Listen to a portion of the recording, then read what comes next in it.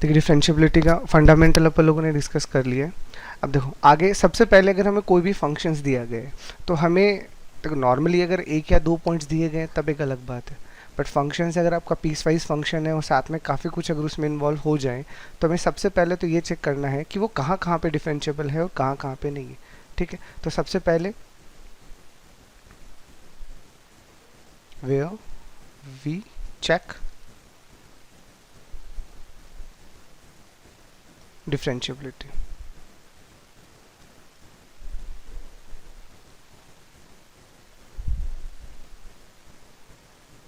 अगर आपको कोई भी फंक्शन दिया गया है किसी भी फॉर्म में तो अब आपको डिफरेंशिएबिलिटी कहाँ कहाँ पे चेक करनी है। तो ये नॉर्मल कंसर्न तो आपको पता है कि जहाँ जहाँ पे भी फंक्शन अपना डेफिनेशन बदलेगा पहले तो वो पॉइंट हमारे डाउटफुल पॉइंट होंगे। ठीक है, तो पहले अपन क्या कहेंगे, फंक्शन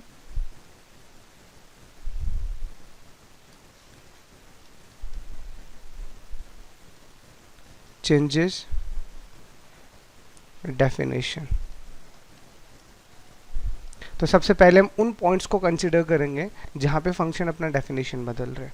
वो कुछ भी हो सकता है, वो हमें देख के ही पता चलेगा। सेकंड सेकंड अगर कोई भी फंक्शन हमें दे रखा है, अगर उसमें से कोई भी फंक्शन अगर हमारा डिसकंटिन्यूअस है तो वो, अब आपको जैसे कॉन्टिन्यूटी का पूरा आइडिया हो गया है, तो हो गया है तो आप वहाँ से पहले कॉन्टिन्यूटी वाले पॉइंट्स को भी अलग से निकाल दे। तो हम सिंपल से क्या कहेंगे, इन्वॉल्व्ड फंक्शन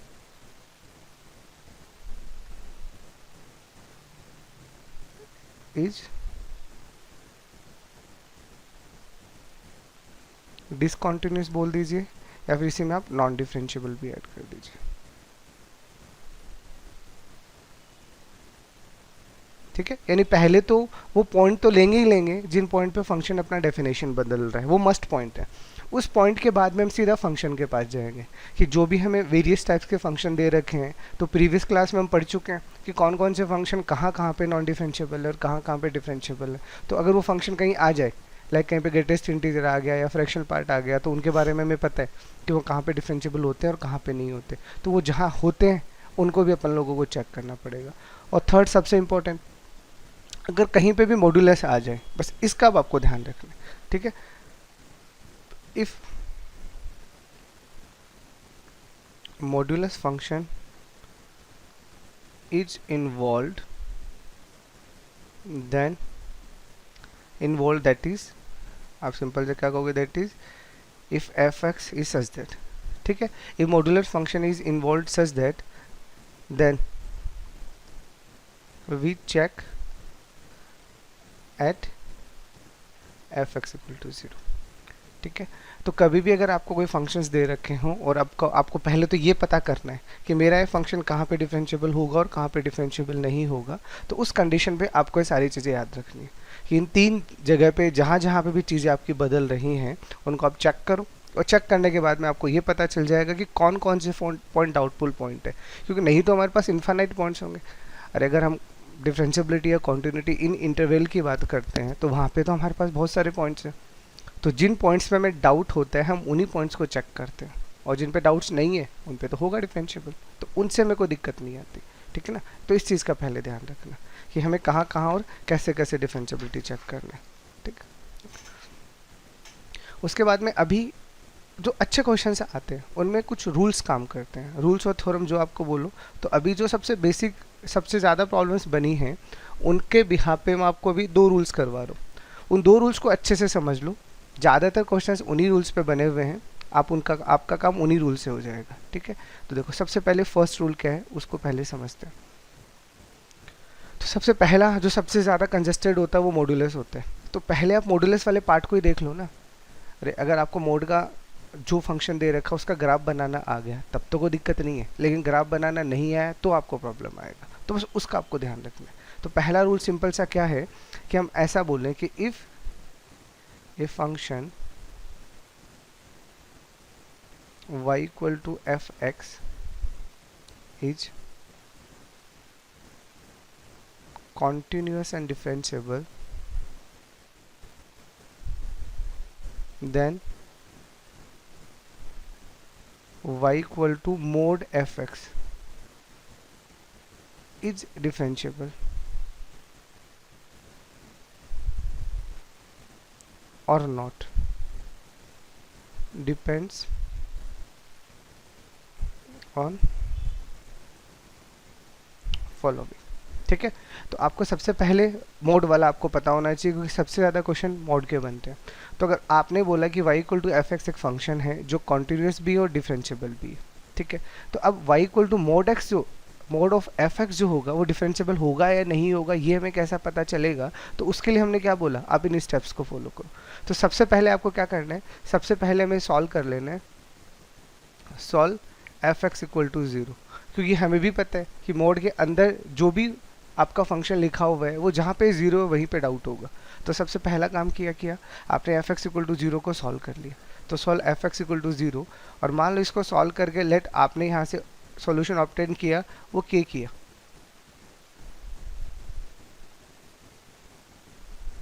ठीक है। उसके बाद में अब आपको क्या कैलकुलेट करना है, एफ डिस के निकालना है, ठीक है। आप उसका सीधा डिफ्रेंशिएशन कर दो, ठीक है, और डिफ्रेंशिएशन करके उसमें के रखना है आपको। अब आपने एफ डिस के निकाला, तो उसमें क्या होगा, या तो आपके पास में जो भी आपका एफ डिस के आ रहा होगा वो ज़ीरो आ रहा होगा। अगर एफ डिस के ज़ीरो आ गया, देन हम क्या बोलेंगे, then y equal to mod of f x is differentiable at x equal to k. और अगर ये ज़ीरो नहीं आता, ज़ीरो के अलावा कुछ भी आ जाए, अगर ये ज़ीरो नहीं आता, ज़ीरो के अलावा कुछ भी आ गया, देन हम क्या बोलेंगे, y equal to mod of x is non differentiable at x equal to k. तो इट इज़ सिंपल प्रोसीजर। आपको क्या करना है, अगर मोड में कोई भी फंक्शन इन्वॉल्व है तो बस आपको ये रूल लगा लेना है और चेक कर लेना है, आपको खुद ही आइडिया हो जाएगा, ठीक है। जैसे फॉर एग्जांपल, अगर हमें जैसे कोई भी फंक्शंस दिए गए हैं, तो आप ये चीज़ें डायरेक्ट भी पता कर सकते हो, डिफरेंशिएशन से भी कर सकते हो। लाइक आपको एक फंक्शन दिया गया है f x is equal to, जैसे एल एन एक्स का अपन ने ग्राफ बनाया था, याद है आपको? अरे एल एन एक्स का मोड का तो हमने ग्राफ भी बना रखा है, तो ग्राफ से भी हम इसको ऑब्जर्व कर सकते हैं कि अगर हमें एल एन एक्स मोड को सॉल्व करना और ये बताना है कहाँ पे डिफरेंशिएबल और कहाँ पे नहीं है, तो आपको इसका ग्राफ बताया जा चुका कि ये तो आएगा ही आएगा, साथ में ये ग्राफ मेरा ऐसा बन जाएगा, यही होता है। और ये पॉइंट कितना है, 1। तो अगर आप इसको ग्राफ के तरीके से ऑब्जर्व करो तो भी आपका काम हो ही रहा है ना, कि ये 1 जो पॉइंट है, यहाँ पे शार्प कॉर्नर आ रहा है, और यहाँ पे शार्प कॉर्नर आने का मतलब ये x इक्वल टू 1 पे डिफरेंशिएबल नहीं होगा। तो अगर आप ग्राफ बना सको तो बहुत बढ़िया है। मान लो ग्राफ में आपको दिक्कत आ रहा है, आप नहीं बना पा रहे, तो फिर आप ये तरीका लगा दो। कैसे, कि मोड के अंदर जो भी क्वांटिटी है वो कौन है, एल एन एक्स, उसको आप 0 के बराबर रख दो, ठीक है। जैसे आपने एल एन एक्स को 0 के बराबर रखा, तो x का वैल्यू कितना आएगा आपके पास में, 1, ठीक है, x का वैल्यू तो 1 ही आएगा। अब जैसे आपके पास में x का वैल्यू 1 आ गया, अब आपको क्या करना है, आपका एफ एक्स है क्या, तो आपने एफ एक्स को माना है एल एन एक्स, इसका आपको डिफ्रेंशिएशन कर देना है। तो जैसे आप इसका डिफ्रेंशिएशन निकालोगे, क्या आएगा, 1 अपॉन एक्स, 1 अपॉन एक्स आया। तो 1 अपॉन एक्स में अब आपके पास में और तो सारे पॉइंट पे कहीं दिक्कत नहीं है, इसको सिर्फ x इक्वल टू 1 पे ही दिक्कत था, तो उस पे अपन इसको इंडिविजुअली चेक कर रहे हैं। तो हमने क्या किया, इस में x की जगह 1 रखा, तो कितना है, 1 है। बट यहाँ से आपका एफ डिस 1 0 तो नहीं है ना, अरे 0 तो नहीं है, क्योंकि अगर ये 0 आ जाता तो उस कंडीशन में अपन क्या कहते हैं, ए एक्स इक्वल टू 1 पे भी क्या है, डिफरेंशिएबल है। लेकिन आप अभी यही तो रूल मैंने आपको लिखवा है कि आप यहाँ से पहले डिफरेंशिएशन करो, डिफरेंशिएशन के बाद में इनका वैल्यू चेक करो कि ये 0 आया या नहीं आया। अगर ये 0 आ गया तब कोई दिक्कत नहीं है, तब तो डिफरेंशिएबल हो जाएगा। लेकिन अगर ये 0 नहीं आया तो उस पॉइंट पे क्या होगा, ये डिफरेंशिएबल नहीं होगा। इस चीज़ का आपको ध्यान रखना है, ठीक है। तो इसका मतलब हम क्या बोलेंगे कि it is not differentiable at x equal to 1। तो ये यहाँ से भी समझ में आ रहा है और ग्राफ से तो साफ साफ दिख ही रहा था। अगर ग्राफ से ऑब्जर्व कर सको तो वेल एंड गुड, नहीं कर सको तो आपको ये तरीका लगा देना, ठीक है। तो it is non differentiable at x equal to 1, ठीक है। अब जो भी आपके पास है, अब फंक्शन आपके पास है, बस आप तो फंक्शन को चेक करो। जैसे मैंने यहीं पे आपका एक फंक्शन लिख दिया, कोई ट्रिग्नोमेट्रिक फंक्शन मान लीजिए, मैंने मोड में cos x लिख दिया, ठीक है। इसको आपको चेक करना है, तो ठीक है, ग्राफ आता है तो फिर से अपना काम हो जाएगा। अरे फिर से मैं आपको कहूँ कि आपको ग्राफ आता है, तो आपने cos x का ग्राफ बनाना आता है तो बना दो, it is something like that. ये होता है कॉस एक्स का ग्राफ। लेकिन जैसे ही मैं मोड लगाऊंगा क्या होगा, ये नीचे वाला पार्ट भी ऊपर आ जाएगा, यही होगा। तो अगर ये नीचे वाला पार्ट ऊपर आ जाएगा तो आपको ये पता होना चाहिए ये पॉइंट्स कौन कौन से हैं, क्योंकि यही तो कॉर्नर्स आ रहे हैं। तो ये क्या होता है, यहाँ पे 0 होता है, तो यहाँ पे क्या होता है π/2 होता है। तो यहाँ पे आपके पास पाई होता है, तो यहाँ क्या होता है, यहाँ 3π/2 होता है। तो इसका मतलब आपको देखते ही ये समझ में आ गया कि मोड कॉस एक्स अगर आप ग्राफ से ऑब्जर्व करते हो तो कहाँ कहाँ कॉर्नर्स बनते हैं, ऑड मल्टीपल ऑफ π/2, मतलब ऑड मल्टीपल ऑफ π/2 पे ये डिफरेंशिएबल नहीं है। ठीक है, ये हमें ग्राफ बता रहा है, लेकिन नहीं बनाना, हमें डायरेक्ट तरीका लगाना है। तो ठीक है, तो फिर हम क्या बोलेंगे, मोड के अंदर जो भी फंक्शन है, ठीक है, ये वाला फंक्शन हम मान लेते हैं कि ये एफ एक्स है और ये कितना दे रखा है, हमें कॉस एक्स दे रखा है। तो हम सबसे पहले क्या बोलेंगे, बताओ कॉस एक्स 0 कब होता है, तो आप क्या बोलोगे, ऑड मल्टीपल ऑफ π/2। यही तो आएगा डाउटफुल पॉइंट। अब हमने क्या बोला, इसका डिफरेंशिएशन कर दो, तो आपने एफ एक्स का डिफरेंशिएशन किया, एफ डेस एक्स कितना आएगा, माइनस का साइन एक्स। अरे कॉस एक्स का डिफरेंशिएशन होता है माइनस का साइन एक्स। अब यहाँ पे आपको एक्स की जगह क्या करना है, ऑड मल्टीपल ऑफ π/2 रखना है। तो यहाँ पे ये जो भी क्वांटिटी है, मान लो इसको मैं एक बार के लिए के मान रहा हूँ, तो अगर मैं यहाँ पे एफ डेस के रखूँगा तो ये तो ऑड मल्टीपल ऑफ π/2 है ना, और ऑड मल्टीपल ऑफ π/2 कभी 0 होते हैं, तो वो बिल्कुल नहीं होने वाले 0। तो ये चीज़ हमें यहाँ से भी पता चल गई। अरे हम तो क्या रूल्स लगा रहे हैं, और उस रूल्स में जो चीज़ें हमें पता है अच्छी बात है, नहीं पता है तो आप इस रूल्स के साथ उसको कंबाइन करके खुद ही देख लीजिए। तो इसका मतलब ये जो पॉइंट्स आपने यहाँ निकाले हैं, ये हर एक पॉइंट पे क्या है, यानी ऑड मल्टीपल ऑफ π/2 पे क्या बना, नॉन डिफरेंशिएबल बना। ठीक है, ऐसे मान लीजिए आपके पास अगर मैं दो फंक्शंस को क्लब करके लिखता हूँ, मान लो आपको फंक्शन दिया गया ये, आपको दे दिया मोड में x इंटू साइन एक्स। ठीक है, अब आपको इसको पता करना है। अब देखो x इंटू साइन एक्स का ग्राफ बनाना थोड़ा सा आपके लिए टिपिकल बनेगा, क्योंकि साइन एक्स का आपको ग्राफ बनाना आता है, but x into sine x का तो नहीं बनाना आता। तो मतलब अब अभी हमें क्या हो गई, अब हमें दिक्कत आ गई कि अब हम ग्राफ तो बना नहीं सकते, तो चेक कैसे करें। तो इसी के लिए तो ये रूल है कि आपने जो भी ये फंक्शन लिखा है, एक बार के लिए इसको मैं hx मान लेता हूँ, ये कितना है x साइन एक्स। तो सबसे पहले ये चेक करो कि ये 0 कहाँ पे होगा, तो ये 0 कहाँ पे होगा, तो जहाँ पे x का वैल्यू कितना आएगा, n पाई आएगा। ठीक है, जहाँ पे n आपका क्या होगा, n आपका इंटीजर होगा, इसमें 0 भी इंक्लूड है। इस n पाई में जब आप n का वैल्यू 0 रखोगे तो x का वैल्यू 0 आएगा, तो वो क्या कर रहा है, वो इस वाले पार्ट को भी सेटिस्फाई कर रहा है। तो यानी यहाँ पे x इक्वल टू n पाई मेरा क्या आ गया, इसका सोल्यूशन आ गया। अब x इक्वल टू n पाई पे जितने भी पॉइंट्स हैं, क्या उन सब पे ये नॉन डिफरेंशिएबल है, अब वो हमें चेक करना है। तो उसके लिए हम क्या करेंगे, उसके लिए इस फंक्शन का हम डिफरेंशिएशन कर देंगे। देखिए अभी आपको डिफरेंशिएशन अगर आता है तो ठीक है, नहीं आता तो डोंट वेरी, वो मैं बाद में सिखा दूंगा, but this are the way, यहाँ पे फिलहाल करना पड़ ही रहा है। ठीक है, तो x का आपके पास 1 हो जाएगा, तो यहाँ साइन x आ जाएगा, और ये x के साथ में आपके पास क्या आ जाएगा, cos x आ जाएगा। ठीक है, अब ये आपके पास में h x आ गया। अब ये आपके पास k है, तो यानी यहाँ से अगर आप इसी में ये n पाई का वैल्यू रखते हो, तो यही रखोगे, तो साइन n पाई प्लस का n पाई कॉस n पाई, ये आपने रख दिया। अब इसमें आप खुद देखो, अगर आप यहाँ पे n का वैल्यू, आपको भी पता है कि आपको n का वैल्यू क्या रखना है, इंटीजर रखना है। तो अगर मैं यहाँ से अगर n का वैल्यू पहले 0 रख देता हूँ, तो जैसे मैं n का वैल्यू 0 रखूँगा तो h डैश 0 कितना आएगा, ये भी 0 आएगा, ये भी 0 आ जाएगा, ये तो 0 आ गया। और अगर इसके अलावा यानी अगर n का वैल्यू अगर आप क्या रख रहे हो, n पाई रख रहे हो, बट उसमें 0 नहीं है, तो उस कंडीशन में ये जो भी रिजल्ट आएगा ये कभी भी 0 नहीं आएगा। ठीक है, क्यों नहीं आएगा, क्योंकि ये वाला पार्ट तो 0 बन जाएगा, इसको कोई दिक्कत नहीं है, ये तो साइन एन पाइन है, तो साइन का मल्टीपल ऑफ पाई 0 होता है, बट यहाँ पे जब आप इसको 1 2 3 रखोगे तो यहाँ से 0 कभी नहीं बनने वाला। तो इसका मतलब कहाँ 0 बना, 0 पे बना। तो इसका मतलब हम क्या कहें कि क्या पूरे के पूरे एन पाई पे नॉन डिफरेंशिएबल है, नहीं, उसमें 0 पे डिफरेंशिएबल आ गया। क्यों, क्योंकि आपका एच डेस के का वैल्यू 0 आ गया। तो हम क्या बोलेंगे, it is non differentiable at n pi minus 0।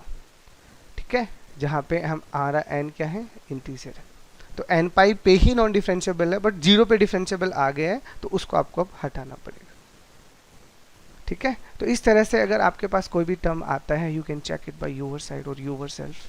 ठीक है, तो this is the first rule. सबसे ज़्यादा क्वेश्चन जो बने हैं वो बने सेकंड रूल के, बहुत ही लाजवाब रूल है, और इस पे इसको अब आपको खुद ढूंढना है कि आपको क्वेश्चंस में कहाँ और कैसे लगाना है। ठीक है, तो इसमें देखो क्या है, सिंपल सा ये फंडा है, और ये है क्या पहले सुन लो। आपके पास में कोई भी दो फंक्शन का अगर प्रोडक्ट आता है, अभी तो एक बार ये स्टैंडर्ड रूल है, मैं वो लिखता हूँ, फिर उसमें चेंजेस क्या हो सकते हैं वो भी बता देता हूँ। ठीक है, तो रूल क्या है पहले लिख लेते हैं अपन। ये मान लेते हैं कि we have two functions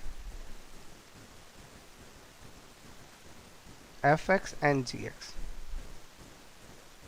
where fx is continuous and differentiable and gx is continuous but non-differentiable. Then f x into g x, इन दोनों का प्रोडक्ट आएगा, तो इन दोनों के प्रोडक्ट को मैं एक फंक्शन मान लेता हूँ एच एक्स। ठीक है, विल बी, ये क्या होगा। ठीक है, तो मैं यहाँ पे क्या बोल रहा हूँ कि मेरे पास में अभी दो फंक्शन है, एक एफ एक्स है और एक जी एक्स है, पहले सुनना। ठीक है, एक एफ एक्स है और एक जी एक्स है, दो फंक्शन का प्रोडक्ट बन के एच एक्स आ रहा है। उसमें से एफ एक्स को मैंने बोला है कि ये कॉन्टिन्यूस और डिफरेंशिएबल दोनों हैं, और जी एक्स है वो कंटिन्यू, देखो कॉन्टिन्यूस तो दोनों ही होने चाहिए, याद रखना, अगर ये कॉन्टिन्यूस नहीं होंगे तो वहाँ पे मुद्दा खत्म है। तो एफ एक्स भी कॉन्टिन्यूस है और जी एक्स भी कॉन्टिन्यूस है, तो कॉन्टिन्यूस तो दोनों है, उसमें कहीं कोई डाउट नहीं है। ठीक है, उसमें उसके अलावा अगर आपका एफ एक्स डिफरेंशिएबल है तो जी एक्स आपका नॉन डिफरेंशिएबल है, या फिर एक कंडीशन ऐसा भी हो सकता है कि एफ एक्स भी नॉन डिफरेंशिएबल हो, तो उसका टेंशन ना लेना, उस पर भी ये रूल काम करेगा, बताता हूँ मैं। तो उस कंडीशन पे अब हमें क्या करना है, सुनो। तो हम क्या बोलेंगे, पहले तो ये बताओ कि हमारा ठीक है, ठीक, अब हमें इस फंक्शन को चेक करना है, विल बी डिफरेंशिएबल और not at x equal to a. ठीक है, तो पॉइंट तो लिखेंगे ना, तो x इक्वल टू ए पे हमें ये फंक्शन चेक करना है कि क्या ये दोनों का प्रोडक्ट जो बनेगा वो डिफरेंशिएबल बनेगा या नहीं बनेगा। तो हम सिंपल से क्या बोलेंगे कि अब अगर आपके पास में ऐसा बन रहा है, क्या बन रहा है कि जो भी आपका एफ ए है वो अगर जीरो बन रहा है, then h x is differentiable at x equal to. ठीक है, और अगर ये जीरो नहीं बन रहा, then hx is non-differentiable at x equal to a. This is the simple rule. ठीक है, अब देखो ये रूल का मतलब क्या है, तो मैं इस रूल को आपको थोड़ा सा चलो प्रूव करवा देता हूँ। ये थोड़ा अच्छा रिजल्ट है तो चलो इसका प्रूफ भी देख लो, 2 मिनट लगेगा, आपको समझाता हूँ क्या है। तो आपने यहाँ क्या बोला, आपने बोला कि ये आपके पास एक फंक्शन है, फंक्शन क्या है, h x is equal to f x into g x. अब आप इसको क्या कर रहे हो, अब आप इसकी डिफरेंशिएबिलिटी चेक कर रहे हो एक्स इक्वल टू ए पे। ठीक है, तो एक्स इक्वल टू ए पे अगर अपन इसका डिफरेंशिएबिलिटी चेक कर रहे हैं तो अपन सीधा से क्या लिखेंगे, एच डेस ए। ठीक है, तो एच डेस ए हमारे पास में क्या आएगा, limit h tending to zero, ये तो आएगा ही आएगा। और यहाँ पे इस फंक्शन के लिए मैं क्या लिख सकता हूँ, F a plus h g a plus h minus का एफ ए इंटू जी ए। यही होता है डिफरेंशिएबिलिटी का रूल। अगर मैं इस पर डिफरेंशिएबिलिटी का रूल लगाऊंगा तो यही होता है ना। अरे ये तो मेरा पूरा फंक्शन है ना, तो इस पूरे फंक्शन में अपन क्या रखने वाले हैं, F a plus h minus का एफ ए अपॉन एच और एस टेंडिंग टू जीरो, ये हमने यहाँ रख दिया। ठीक है, अब हम क्या करते हैं, limit s tending to zero f a plus h g a plus h minus का एफ ए जी ए, ये तो अपनी जगह है। अब उसमें अपन क्या करते हैं, इसमें हम एफ ए प्लस एच और जी ए, ये वाला टर्म ऐड और सब्ट्रैक्ट कर देते हैं। क्यों किया अभी समझ आएगा। ठीक है, मैंने इसी को ऐड कर दिया, इसी को सब्ट्रैक्ट कर दिया। तो देखो अब क्या होगा, अब अगर आप टर्म्स को क्लब करते हो तो देखो ये वाला टर्म और ये वाला टर्म, इन दोनों में से f a plus h common आ रहे हैं, तो यहाँ से आप क्या ले लो, एफ ए प्लस एच को कॉमन लेके बचा कुचा क्या बचा, g a plus h minus का जी ए, इसको लिख सकते हो। और इसको मैं अलग से ही लिख देता हूँ एच, और plus limit h tending to 0, अगर आप इन दोनों की क्लबिंग करते हो, ठीक है। अब अगर आप इन दोनों की क्लबिंग करते हो तो यहाँ से क्या हो गया, इन दोनों में से तो आपने ये कॉमन ले लिया, और दूसरे वाले में अगर आप देखते हो तो ये दोनों टर्म्स बची, मतलब इसके साथ ये हो गया, अब ये वाला टर्म क्लब होगा, तो इसमें से क्या कॉमन आ रहा है, यहाँ माइनस ले लेते हैं पहले तो अपन, ठीक है। इस माइनस को आपने, एक मिनट रुकिएगा, सॉरी, अगर आपने इसको क्लब किया है, हाँ माइनस वाला यहाँ पे क्लब किया, आपने इसके साथ में ये वाला नहीं किया, आपने ये वाला क्लब किया, ये वाला, क्योंकि माइनस वाला यहाँ कॉमन आ रहा है ना, तो आपने ये वाला टर्म और ये वाला टर्म तो क्लब कर लिया। अब आप इन दोनों को क्लब करोगे तो यहाँ से क्या कॉमन आ रहा है आपके पास में, जी, आपने यहाँ से और यहाँ से आपने जी ए कॉमन ले लिया, तो जी ए कॉमन ले लिया तो यहाँ क्या बचेगा, F a plus h minus का एफ ए, और अपॉन में क्या बच जाएगा आपका एच, ठीक है। अब ये देखो सीधा सीधा रिजल्ट आपको दिख रहा है। अब यहाँ से अगर आप एच टेंडिंग टू 0 का लिमिट अगर लगाते हो तो ये वाला क्या बन जाएगा, एफ ए, तो ये तो आपका एफ ए बन जाएगा, इसको तो लिमिट से बाहर ले लो, और ये आपका फंक्शन ऐसा बन जाएगा।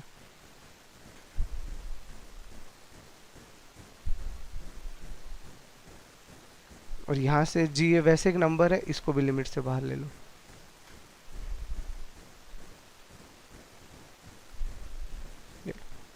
अब ये आपका फंक्शन बन गया।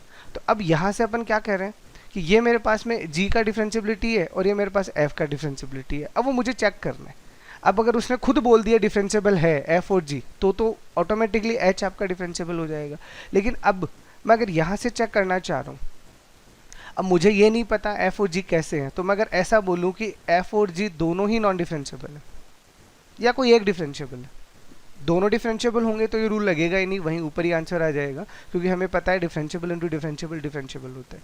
लेकिन अगर एक डिफरेंशियबल है और दूसरा नॉन डिफरेंशियबल है, तो उस कंडीशन पे हम सिंपल से क्या बोलेंगे कि अगर हमारे पास में एफ ए और जी ए दोनों का वैल्यू अगर अपन 0 पुट कर दे तो, अरे मैं एफ ए और जी ए दोनों का वैल्यू अगर 0 पुट कर दूंगा तो उस कंडीशन में मेरे पास क्या होगा, ये अगर डिफरेंशियबल हो या ना हो, यहाँ तो 0 है, ये डिफरेंशियबल हो या ना हो, यहाँ तो 0 है, तो ये 0 प्लस 0 करके क्या बना देगा, 0 बना देगा, तो एच डेस ए का वैल्यू 0 आ जाएगा। इसका मतलब, अरे डिफरेंशियबिलिटी का रूल क्या था, यही तो है कि एफ डेस ए का वैल्यू एक फाइनाइट नंबर आना चाहिए। अगर वो फाइनाइट नंबर आता है तो एक्स इक्वल टू ए पे क्या बनेगा, वो डिफरेंशियबल बनेगा, ठीक है। तो this is the must condition. तो एफ ए और जी ए दोनों अगर 0 है तो एच डेस ए क्या होगा, 100% डिफरेंशियबल होगा। तो इसी रूल को मैंने कैसे लिखा है, देखो इसी रूल को मैंने यहाँ पे ऐसे लिखा है कि आपने यहाँ पे क्या बोला, आपने ये बोला कि जी एक्स आपका नॉन डिफरेंशियबल है लेकिन एफ एक्स डिफरेंशियबल है, तो इस नॉन डिफरेंशियबल से आपको ए निकालना है, बताऊंगा कैसे। और वो जो नॉन डिफरेंशियबल से ए निकला है वो कैसे निकलेगा, अरे अगर आप इस फंक्शन से अगर a निकाल रहे हो ना तो वो a आएगा ऐसा कि जी ए आपका 0 बने, ये ध्यान रखना।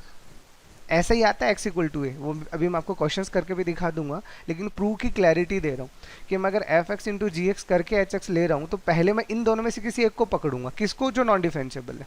अरे जो डिफरेंशियबल वाला है उसको नहीं छेड़ना, अगर दोनों ही नॉन डिफरेंशियबल है तो किसी को पकड़ लो, लेकिन फिलहाल मुझे पता है जी एक्स मेरा नॉन डिफरेंशियबल है, तो इसको मैंने पता कर लिया ये 0 कहाँ पे है, तो वो मैंने पता कर लिया x इक्वल टू ए पे, तो इसका मतलब जी ए तो 0 हो गया ना।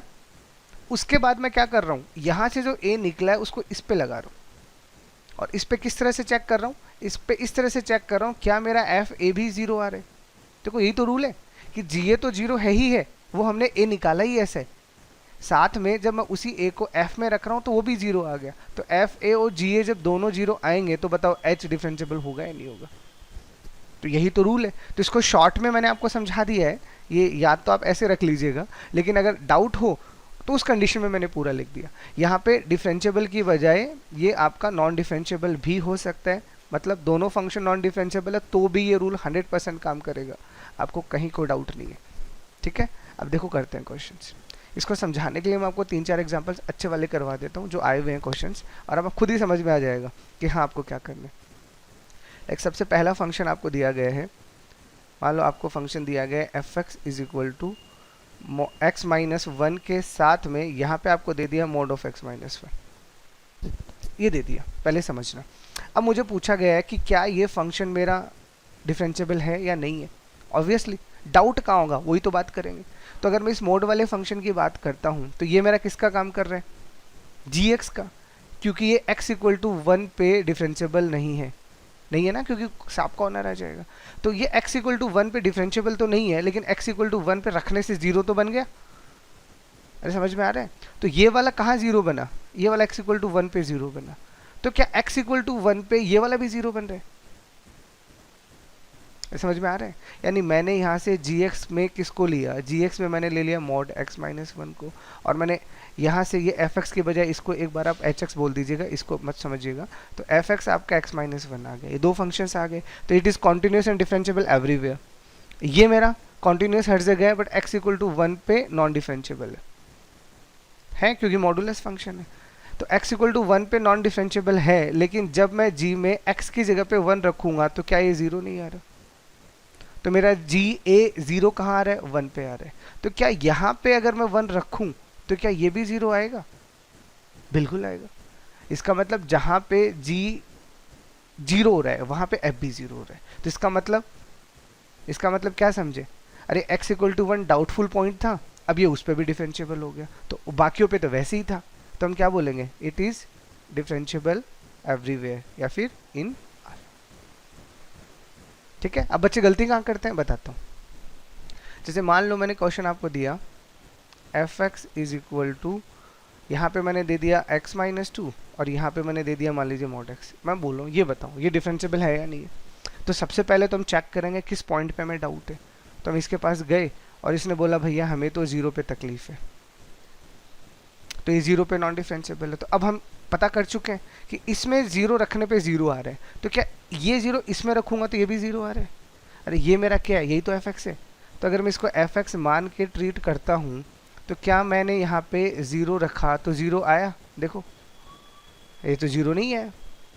तो ज़ीरो नहीं आया इसका मतलब क्या बना, ये नॉन डिफरेंशिएबल है। तो it is non differentiable at x equal to zero, क्योंकि डाउटफुल पॉइंट तो निकालने पड़ेंगे ना। यही तो मैंने बोला ना कहाँ पे डिफरेंशिएबिलिटी चेक करोगे, तो वो सारी चीज़ें मैं बता रहा हूँ। जहाँ मोड के अंदर जो भी सिंबल है उसको निकालो और उसको जीरो के बराबर कर दो। ठीक है, चलो और करो। जैसे यही चीज़ अगर मैं आपको ऐसे दे रहा हूँ कि f x is equal to log x और यहाँ मोड में आपको एक्स माइनस 1 दे दिया। अब आपको पूछा कि चलो बताओ ये डिफरेंशिएबल है या नहीं है। तो पहले अपन क्या देखेंगे, कहाँ पे डाउट है। तो it is continuous and differentiable in domain, इसको कोई दिक्कत नहीं है। इसकी अगर हम बात करते हैं तो इसको कहाँ दिक्कत है, इसको x इक्वल टू 1 पे दिक्कत है। तो x इक्वल टू 1 पे दिक्कत है, तो x इक्वल टू 1 पे खुद तो जीरो बन रहा है ना। ठीक है, अगर ये z1 में रखूंगा तो ये जीरो बन गया। तो क्या x इक्वल टू 1 पे ये भी जीरो बन रहा है, तो रखो 1, बन गया जीरो, मतलब हो गया अपना काम। हमें ये तो चाहिए, तो हम क्या बोलेंगे, it is differentiable in R। ऐसे समझ में आ रहा है क्या रूल, क्योंकि समझ में आना जरूरी है। जैसे चलो आपके आए हुए क्वेश्चंस करवाते हैं जेई के कुछ। जैसे ये क्वेश्चंस आपके एग्जाम का आए हुए, f x is equal to x upon 1 plus mod x. इसमें आपको बताना है कि ये नॉन डिफरेंशिएबल कहाँ है या डिफरेंशिएबल कहाँ है, बात एक ही है। तो इसको अगर अपन देखेंगे तो फिर अपन इस फंक्शन को ऐसे नहीं लिख सकते कि f x is equal to x into 1 plus 1 upon mod x, लिख सकते हैं। ठीक है, अब ढूंढो कैसे, इसको तो कोई दिक्कत है नहीं, it is continuous and differentiable in anywhere. इसकी अगर मैं बात करता हूँ इस वाले की, तो इसको डाउट कहाँ है, जहाँ मोड के अंदर का साइन। अरे तो मोड के अंदर वाला ये वाला पार्ट जीरो बनेगा कहाँ, जब x इक्वल टू जीरो रखोगे। तो इसको जब आप x इक्वल टू जीरो दोगे तो ये क्या बन जाएगा, ये नॉन डिफरेंशिएबल है, तो ये g का काम कर रहे हैं। तो इसका मतलब क्या इस वाले फंक्शन में आप x इक्वल टू जीरो रख रहे हो तो ये जीरो आ रहा है, बिल्कुल आ रहा है। तो ये भी जीरो आ गया, ये भी जीरो आ गया, कहाँ पे, x इक्वल टू जीरो पे। और तो हर जगह डिफरेंशिएबल थे, तो इसका मतलब ये क्या हो गया, ये डिफरेंशिएबल हो गया R। कोई दिक्कत बताओ। चलो जैसे और क्वेश्चंस आपको दिए गए हैं, f x is equal to आपको दिया गया है साइन पाई एक्स। ठीक है, और यहाँ पे आपको मान लीजिए मोड में दिया गया है x माइनस का 1 और x माइनस का 2। ये आपका क्वेश्चन। ठीक है, अब आपको बताना है कहाँ पे डिफरेंशिएबल और कहाँ पे डिफरेंशिएबल नहीं है। तो फिर से वही तरीका, पहले हम इसकी बात करेंगे तो इसको तो कहीं दिक्कत नहीं है, ये तो हर जगह डिफरेंशिएबल है। इसकी अगर हम बात करते हैं तो मोड का अंदर का क्वांटिटी जीरो कहाँ पे होगा, 1 और 2 पे। इसका मतलब ये 2 पॉइंट ऐसे हैं जिस पे हमें क्या है, जिस पे हमें डाउट है कि डिफरेंशिएबल कहाँ होगा और कहाँ नहीं होगा, यही है। तो अब इसको अगर अपन चेक करेंगे तो हमारा टास्क क्या है, हमारा टास्क सिंपल सा है, इसके पड़ोस वाले फंक्शन में रख के देख लो। तो इसके पड़ोस वाले फंक्शन में रख दिया, तो सबसे पहले यहाँ पे x इक्वल टू 1 रखो तो ये क्या बनेगा, साइन पाई, और फिर x इक्वल टू 2 रखो, ये क्या बनेगा, साइन 2 पाई, और दोनों ही क्या होते हैं, दोनों ही जीरो होते हैं, साइन एन पाई तो जीरो होता है ना। तो इसका मतलब x इक्वल टू 1 और 2 पे ये तो जीरो है ही है, साथ में ये वाला फंक्शन भी जीरो आ रहा है, इसका मतलब इन दोनों पॉइंट्स पे भी ये क्या है, डिफरेंशिएबल। ठीक है, तो it is differentiable in R।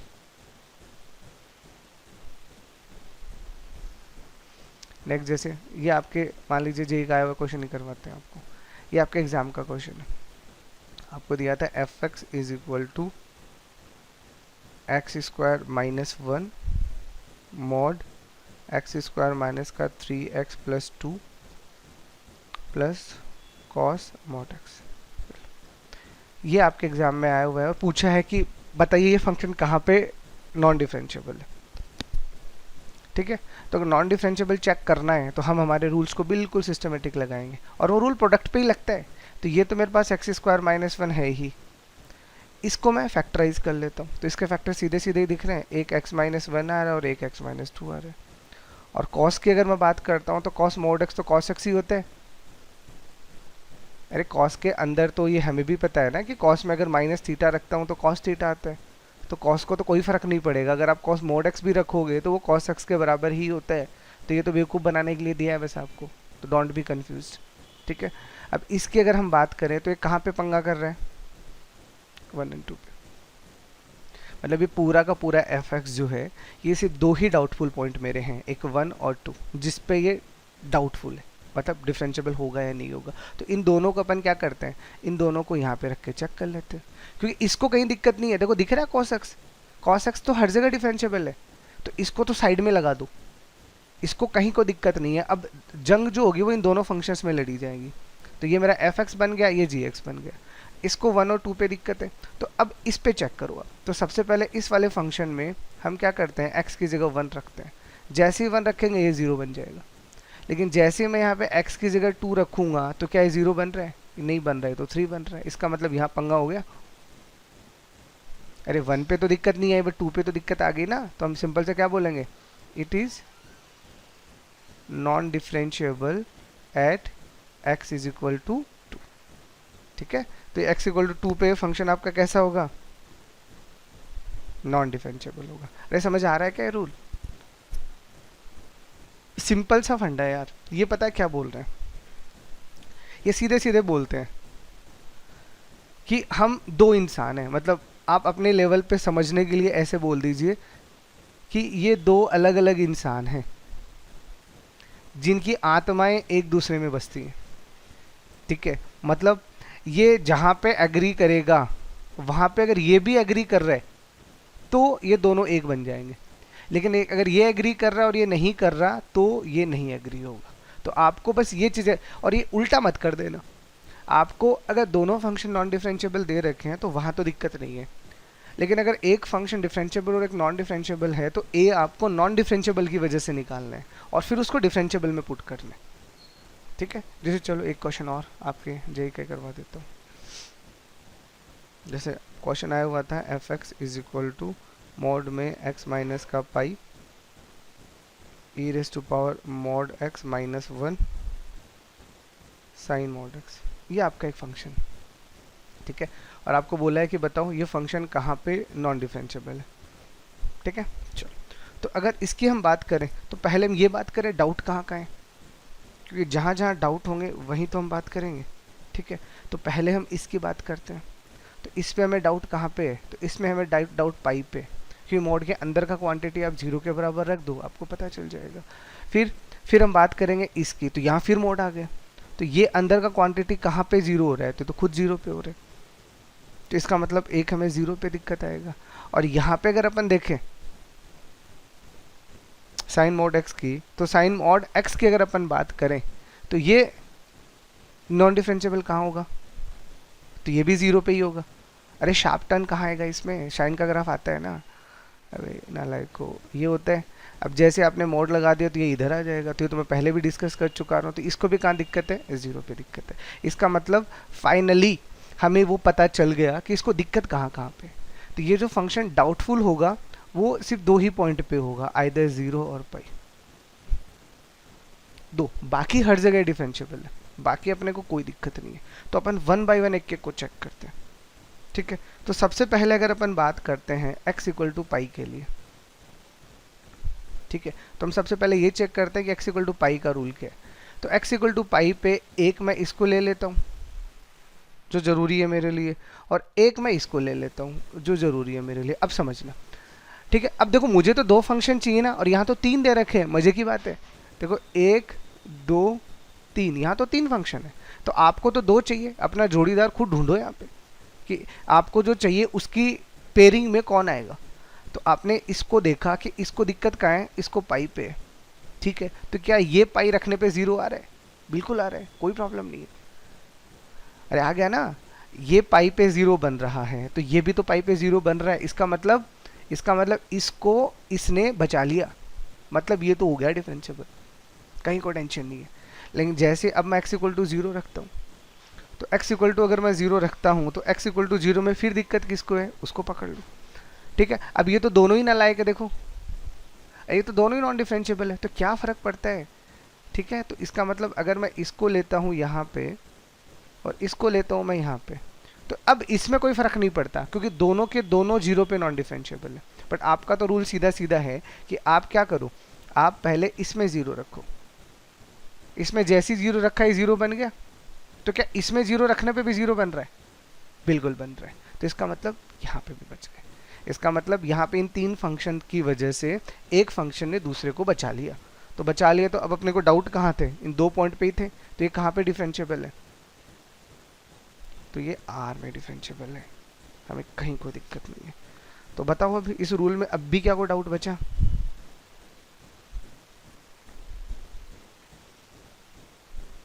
ठीक है। तो होप्स हूँ इस रूल्स को अब आप अच्छे से लगा दोगे, ये ढूंढना आपको है, ठीक है ना, ये ढूंढना आपको है कि कहाँ क्या लगाना है, बस उसका आप ध्यान रखना, ओके। अब उसके बाद में अब हम आते हैं शॉर्टकट्स पे, यानी अब अगर आपको डिफरेंशिएबिलिटी करना है तो हम कितनी बार फॉर्मूला लगाएंगे, ठीक है। लाइक अगर बड़ा कोई फंक्शन आ जाता है ना तो वहाँ पे बहुत दिक्कत आती है डिफरेंशिएबिलिटी चेक करने में, और काफ़ी बार आए भी हैं क्वेश्चंस। तो हम क्या बोलेंगे कि हम उसका डिफरेंशिएबिलिटी नहीं करेंगे, हम उसका सीधा डिफरेंशिएशन कर देंगे, ठीक है। लेकिन उसके लिए भी कुछ रूल्स, कुछ नॉर्म्स होते हैं, वो आपको ध्यान रखने पड़ेंगे, ठीक है। तो आप डिफरेंशिएबिलिटी चेक कर रहे हो,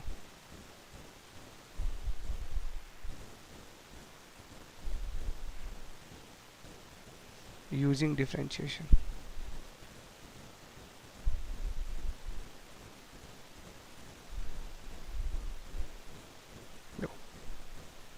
अब अगर आपको कोई भी फंक्शन दे रखा है और उसकी डिफरेंशिएबिलिटी चेक करनी है, तो देखो पहले सुन लो आप, अगर आप डिफरेंशिएबिलिटी डायरेक्ट करते हो, यानी अगर आप डिफरेंशिएबिलिटी का फॉर्मूला लगाते हो एफ डेस ए का, जो आपको पता है limit extending to a f x minus f a upon x minus a, अगर यह फॉर्मूला लगाते हो तो इस फॉर्मूले की अच्छी बात क्या है, इस फॉर्मूले के अंदर कॉन्टिन्यूटी खुद ब खुद घुसी रहती है, इस फॉर्मूले के अंदर ही कॉन्टिन्यूटी है। इसीलिए अगर आप डिफरेंशिएबिलिटी का फॉर्मूला लगाते हो ना तो वहाँ पे कॉन्टिन्यूटी चेक नहीं करनी पड़ती क्योंकि उसके अंदर खुद कॉन्टिन्यूटी है। लेकिन अगर आप डिफरेंशिएशन कर रहे हो, समझ रहे हो, आप डिफरेंशिएबिलिटी चेक करने के लिए डिफरेंशिएशन कर रहे हो, हालांकि आप काम उल्टा कर रहे हो, क्योंकि पहले डिफरेंशिएबिलिटी होती है फिर डिफरेंशिएशन निकलता है, एग्जैक्ट वर्क ये, लेकिन हम तो जुगाड़ बैठा रहे हैं। तो उसके लिए हमने क्या बोला कि अब यार देखो थोड़ा सा काम आप शॉर्टकट में कर रहे हो तो आप डायरेक्ट नहीं कर सकते, आपको कुछ नॉर्म्स को फॉलो करना पड़ेगा। तो अगर आप डायरेक्ट डिफरेंशिएशन करते हो तो पहले आपको कॉन्टिन्यूटी चेक करनी पड़ेगी, क्योंकि डिफरेंशिएशन में कॉन्टिन्यूटी नहीं होती। अगर वो फंक्शन कॉन्टिन्यूस है तो आप डिफरेंशिएशन कर सकते हो, कोई दिक्कत नहीं है। तो पहला काम क्या है कि वी चेक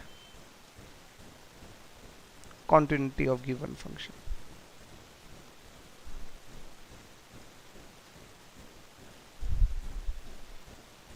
आपको उसका कॉन्टिन्यूटी चेक करना, क्या होगा, दो कंडीशन होंगे, या तो कॉन्टिन्यूस होगा या ये डिसकंटिन्यूअस होगा।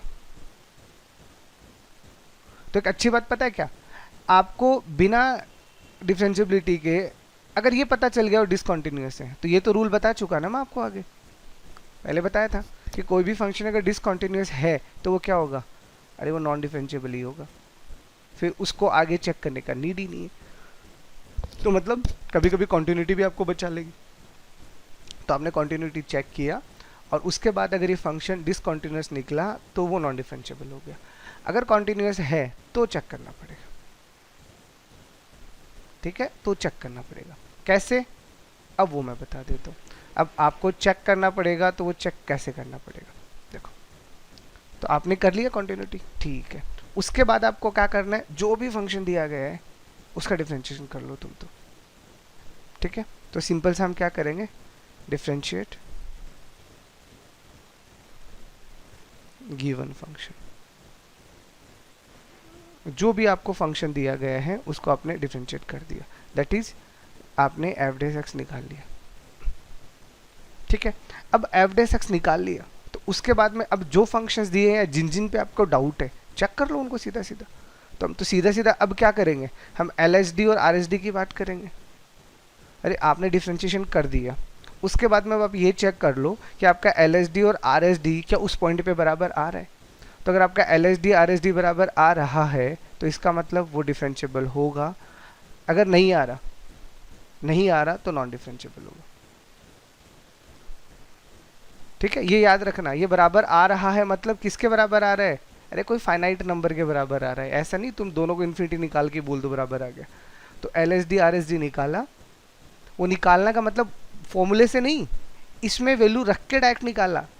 आप तो डायरेक्ट वैल्यू रख देना जिस पॉइंट पे आपको चेक करना है, और अगर वो एक फाइनाइट क्वांटिटी आ रहा है तो वो डिफरेंशिएबल होगा, नहीं तो नहीं होगा, ठीक है। अब मान लीजिए लिमिट ही एग्जिस्ट नहीं कर रही है, बहुत सारे केसेस हैं, तो वो तो आप सारा का सारा पुराना पढ़ ही चुके हो, अब उसमें क्या ही टाइम वेस्ट करना। बस ये 2 स्टेप आप याद रखो, बिना इधर उधर किंतु परंतु के। अगर आपने इन दोनों स्टेप को सिस्टमेटिकली फॉलो कर दिया आपका काम हो गया, ठीक है। तो मैं अब एग्जाम में आए हुए कुछ क्वेश्चंस आपको करवाता हूँ, बढ़िया वाले जो एग्जाम के क्वेश्चन है सीधे, ठीक है। तो देखो आपको कितना आसान लगने वाला है अब काम, आपको खुद लगेगा कि यार ये रूल पहले पढ़ा देते सर, आप फालतू इतना टाइम वेस्ट करवा दिया हमारा। तो देखो क्या है ये रूल। तो आपको एक फंक्शन दिया गया है, this is your function minus x minus pi by two, जहाँ पे x आपको दिया गया less than equal to minus pi by two, minus का कॉस x, जहाँ पे आपका x दिया गया है आपको माइनस पाई बाई टू से 0, x माइनस 1, जहाँ पे आपका x है 0 to 1, and then ln x, जहाँ पे आपका x है ग्रेटर देन। ये आपका क्वेश्चन है। अब इस क्वेश्चन को सोचो यार, आप खुद सोचो, अगर हम इसे डिफरेंशिएबिलिटी के फॉर्मूले से करने लग जाएंगे तो हम तो मर लेंगे, क्योंकि अब चेक डिफरेंशियलिटी, ठीक है। इसके डिफरेंशिएबिलिटी के साथ साथ कॉन्टिन्यूटी भी हो रही है ना। तो अब ये तो ध्यान ही रखना है कि यहाँ पे कॉन्टिन्यूटी और डिफरेंशिएबिलिटी दोनों चेक कर रहे हैं हम लोग, इकट्ठे ही चेक कर रहे हैं। तो कैसे करेंगे सोचो। अब इसको करने के लिए अपने रूल पे आ जाओ, क्या बोला था, पहले वो चेक करो कहाँ कहाँ पे डाउट है। तो पहले हम x के वो पॉइंट निकालते हैं जो हमें डाउट लगते हैं, ठीक है। तो हम सबसे पहले डाउटफुल पॉइंट्स निकालते हैं। तो डाउटफुल पॉइंट देखो कहाँ कहाँ पे दिक्कत आएगी, यहाँ पे देखो फंक्शन आपका माइनस पाई बाई टू पे ब्रेक हो रहा है, तो एक भाई साहब तो हमें माइनस पाई बाई टू मिल गया। इन दोनों को देखो 0 पे ब्रेक हो रहा है, इन दोनों को देखो 1 पे ब्रेक हो रहा है। ये 3 पॉइंट तो हमें यहाँ से मिल गए। क्या इधर किधर कोई ऐसा कोई दिक्कत है। अब आप राइट हैंड साइड में तो आपने चेक कर लिया, लेफ्ट हैंड साइड में इधर फंक्शन की तरफ भी नज़र डाल लो, कोई मॉड वोड है, कोई मॉड नहीं है। किसी पॉइंट पे कोई डाउट वाउट है, कोई डाउट नहीं है। अरे भैया ये सारे के सारे फंक्शन मस्त हैं, इनको कहीं कोई दिक्कत नहीं है। इसका मतलब सिर्फ ये 3 पॉइंट हमारे डाउटफुल पॉइंट है, ठीक है। अब अगर ये 3 पॉइंट डाउटफुल पॉइंट हैं तो हमारा पहला स्टेप क्या है, चेक कॉन्टिन्यूटी। सीधा मत कर देना आगे, देखना अगर सीधा कर दिया तो मामला गड़बड़ा जाएगा, मैं पहले बता रहा हूँ। तो आपने कॉन्टिन्यूटी चेक करनी है x equal to minus pi by two पे भी, x इक्वल टू 0 पे भी, और x इक्वल टू, अभी आपको बता रहा हूँ इसलिए ऐसा लिख रहा हूँ, जब आपको समझ आ जाएगा ना तो ये एक लाइन का काम भी नहीं है, ठीक है। तो मैं x equal to minus pi by two पे पहले कॉन्टिन्यूटी चेक करता हूँ। कैसे, अरे इसका लिमिटिंग वैल्यू निकालना है और इसका फंक्शनल वैल्यू निकालना है, बराबर आना चाहिए, सीधा सा गणित है। तो आप खुद देखो, अगर मैं -π/2 पे फंक्शनल वैल्यू कहाँ निकलेगा, यहाँ पे, यहीं पे निकलेगा। तो यहाँ पे अगर आप x की जगह -π/2 रखोगे तो 0 नहीं आएगा, आएगा 0। तो इसका फंक्शनल वैल्यू कितना आ रहा है, मैं यहाँ लिख रहा हूँ 0 आ रहा है, ठीक है। अब लेफ्ट लिमिट और राइट लिमिट निकालो। तो अगर इसका लेफ्ट लिमिट निकालोगे तो लेफ्ट लिमिट तो लेस देन वाले से ही निकलता है, तो वो भी कितना आएगा, वो भी 0 आएगा। अब इसका राइट हैंड लिमिट कहाँ से निकलेगा, यहाँ से निकलेगा। तो यहाँ से अब आप x की जगह रखो फिर -π/2, तो cos π/2 कितना होता है, 0 होता है, तो वो भी 0 आ गया। तो तीनों बराबर आ गए। अरे फंक्शनल वैल्यू और LHL और RHL बराबर है, इसका मतलब इस पॉइंट पे आपका फंक्शन क्या हुआ, कॉन्टिन्यूस हो गया। अब x = 0 की बात करते हैं। तो x = 0 कहाँ से मिलेगा, यहाँ से। अरे यहीं पे तो 0 है, तो इक्वल टू वाला भी यही है और RHL वाला भी यही है, तो रखो यहाँ पे cos x की जगह 0। तो जैसे आपने cos x की जगह 0 रखा, कितना मिला, -1।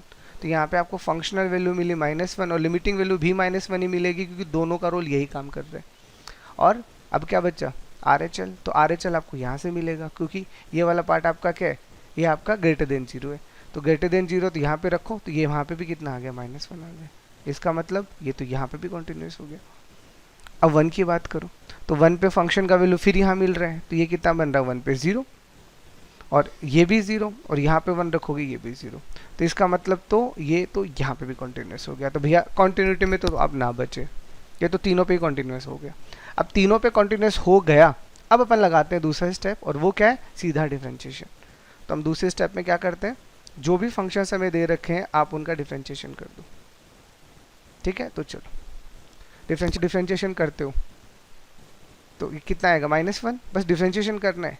इसका cos x का क्या होता है, माइनस का sin x, तो ये प्लस का sin x हो जाएगा, ठीक है। ये कितना हो जाएगा, -1, सॉरी x -1 का करोगे तो कितना आएगा, x -1 का तो 1 ही आएगा, और ln x का करोगे कितना आएगा, 1/x आएगा। ये आपने चेक कर लिया, और लिमिट जैसी है उसको वैसे ही रहने दो। या फिर बेटर ये रहता है कि आप चेक कर रहे हो तो बस इसमें ये ध्यान रखना, एक बार इक्वल टू वाला पॉइंट हटा दो, वो आपके लिए बेटर रहेगा। लगा के रखोगे तो भी कोई नुकसान नहीं होता, बट इक्वल टू वाला पॉइंट हटाने का मतलब ये है कि हम उन पॉइंट्स पे चेक कर रहे हैं, अभी हमें डाउट है, डाउट हमारा दूर हुआ नहीं है। अगर रखोगे तो इसका मतलब आप श्योर हो। तो मैंने क्या किया, f' किया है, लेकिन इसमें वो पॉइंट सारे हटा दिए। तो इसका मतलब मैं ये बताना चाह रहा हूँ कि लेस देन -π/2 पे तो डिफरेंशिएबल है, इक्वल टू पे पता नहीं, ठीक है। अब वो चेक आपको करना है, तो उसके लिए फिर अब क्या बताया मैंने, अब इसका LHD और RHD निकालो, ठीक है। तो अगर आप LHD और RHD निकालोगे तो अब हम आते हैं इन तीनों पॉइंट पे फिर से। तो मैं डाउट कहाँ था, इन्हीं 3 पॉइंट्स पे, x = -π/2, x = 0 और x = 1, ये इन तीनों पे क्या थे, कॉन्टिन्यूस थे। अब इसकी डिफरेंशिएबिलिटी चेक करना, तो चेक करते हैं। देखो अब कैसे निकालेंगे, अब फिर 2 पार्ट बनेंगे, LHD और RHD। तो LHD कहाँ से मिलेगा, लेस देन से, RHD कहाँ मिलेगा, ग्रेटर देन से। इक्वल टू का लफड़ा ही नहीं है, हटा दिया मैंने, ठीक है। तो यहाँ पे अगर आप LHD निकालोगे तो कितना आ रहा है, -1, ये लो। RHD निकालो, रखो x की जगह -π/2, ये भी तो -1 आ रहा है, आ गया बराबर, तो हो गया, ठीक है। x की जगह 0 यहाँ रखो, कितना आ रहा है, 0। यहाँ पे x की जगह 0 क्या रखो, तो खुद ही 1 है, तो 1 आ रहा है, क्या बराबर आ रहा है, दोनों नहीं आ रहा, तो नहीं है। और यहाँ रखो, ये 1 है, ये भी 1 है, तो दोनों 1 1 आ गए, इसका मतलब ये भी हुए। इसका मतलब हम डायरेक्टली क्या कह सकते हैं, ये जो फंक्शन ऊपर दे रखा है ना, इनमें 3 पॉइंट्स पे डाउट था, उसमें से ना ये एक पॉइंट ना टेस्ट केस को पास नहीं कर पाया, ये यहीं मर गया, बाकी दोनों तो पास कर गए। तो इसका मतलब कौन सा वाला पॉइंट सक्सेस हुआ, नहीं, सॉरी 0। तो हम सिंपल से क्या आंसर देंगे अब इसका, it is non differentiable at x = 0, that is answer. बाकी क्योंकि देखो एग्जाम में अगर ऐसे क्वेश्चन आ गए तो यार तुम सोचो, तुम्हें वो फॉर्मूला कितनी बार लगाना पड़ेगा, पागल हो जाओगे इस फॉर्मूले को लगाते लगाते। तो कंटिन्यूटी चेक करना सेकंडों का काम है, वैल्यू रखो, डायरेक्ट फंक्शन में चेक कर लो। दिक्कत आ रहा है, इनडिटरमिनेट बन रहा है, तो लिमिट से चेक कर लो। वो तो अब आपको सारा कंटिन्यूटी पढ़ा चुका हूँ मैं यार, वहाँ से चेक करते रहो, निकालते रहो, रिजल्ट्स आता रहेगा सारा का सारा काम, ठीक है ना। तो एक मैं आपको मोड वाला और करवा देता हूँ, चलो। तो ये तो आपको होप सो सबको समझ आ ही गया होगा ना। अब मान लो कोई मोड वोड और आ गया, तो चलो एक क्वेश्चन मोड का और करवा देता हूँ। यूज़ क्या करो यार डिफरेंशिएशन को, बड़ी प्यारी चीज़ है। अगर आपको पीस वाइज फंक्शन मिल रहे हैं, बहुत सारे फंक्शन मिल रहे हैं और आपको डिफरेंशिएबिलिटी चेक करना है, यूज़ डिफरेंशिएशन।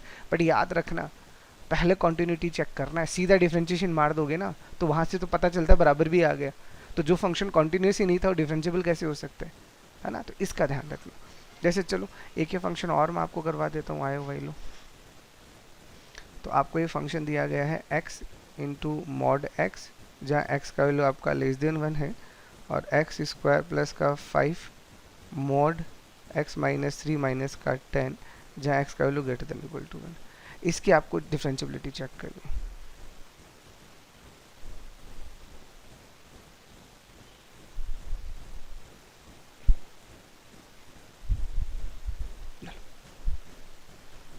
तो देखो पहला तो मुद्दा क्या है, इस फंक्शन में मॉड रखोगे तो डिफरेंशिएशन नहीं हो पाएगा, क्योंकि आपको भी पता है मॉड एक डिफरेंशिएबल नहीं होता। तो मॉड एक डिफरेंशिएबल ही नहीं होता तो डिफरेंशिएशन कहाँ से करोगे, तो मारे जाओगे। तो क्या करो, पहले मॉड को हटा दो। मॉड को हटा के इस क्वेश्चन को बिल्कुल प्यार से पीस वाइज फंक्शन बना लो। ठीक है, कैसे, तो पहले मोड हटाते हैं फिर चेक करेंगे, क्योंकि अगर मोड के साथ रखा तो डिफरेंशिएशन नहीं हो पाएगा, याद रखना।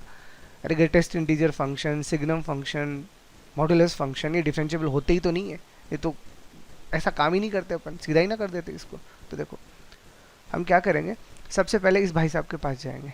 इसको कहाँ दिक्कत है, 0 पे, तो इसका मतलब 0 से छोटा रखूंगा तो माइनस एक्स आएगा, और 0 के बड़ा रखूंगा तो x आएगा। इसका मतलब ये दो पार्ट में टूट जाएगा, एक बार तो माइनस एक्स स्क्वायर देने वाला है और एक बार प्लस एक्स स्क्वायर देने वाला है। तो ये कब देगा, जब आप x का वैल्यू क्या दे रहे हो, 0 से छोटा, ऑब्वियसली। तो अगर आप यहाँ पे x का वैल्यू 0 से छोटा दोगे, इसको सॉरी ऐसे लिखो, x का वैल्यू अगर आप लेस देन 0 कर रहे हो तो ऐसा आएगा ना। लेकिन x का वैल्यू अगर आप ग्रेटर देन 0 और लेस देन 1 कर रहे हो, क्योंकि ये फंक्शन जो है ना ये लेस देन 1 के लिए एप्लीकेबल है, तो आपको इसे 1 से छोटे छोटे में निपटा देना है। तो निपटा दिया, 0 में इक्वल टू वाला तो आपकी मर्जी, ऊपर रखो या नीचे रखो, उससे कोई दिक्कत नहीं है। ठीक है, तो ये तो आपका ऊपर वाला ब्रेक हो गया। नीचे वाले को करो ब्रेक, यहाँ इसको कहाँ तकलीफ है, 3 पे। इसका मतलब 3 से कोई छोटा वैल्यू रखूंगा तो ये नेगेटिव बनेगा। इसका मतलब ये भाई साहब 3 से छोटा मतलब 1 से 3 की बात कर रहे हैं, और 1 से 3 की बात कर रहा है, तो यहाँ क्या आने वाला है, एक्स स्क्वायर, यहाँ माइनस आने वाला है फिर। तो ये x माइनस का 3 और माइनस का 10, तो एक्स स्क्वायर माइनस का 5x प्लस का 15 माइनस का 10, तो कितना है, एक्स स्क्वायर माइनस का 5x प्लस का 5 आया क्या, एक बार चेक कर लो यार, कहीं कुछ गड़बड़ ना कर दी हो बस। ठीक है,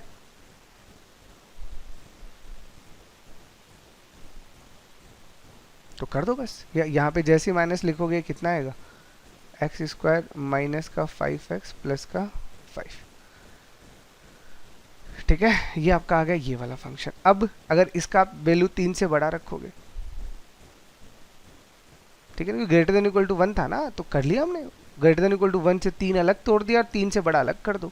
तो जैसे 3 से बड़ा वैल्यू रखोगे प्लस बन जाएगा। तो यहाँ पे अगर आप प्लस रखते हो तो इसको भी चेक कर लो, इस भाई साहब को भी क्या रहा है, एक्स स्क्वायर प्लस का 5x तो आ ही रहा है, साथ में माइनस 15 माइनस 10 आ रहा, तो माइनस का 25, तो एक्स स्क्वायर प्लस का 5x माइनस का 25, ये लो, ये हमारे पास फंक्शन बन गया, ऐसा बन गया।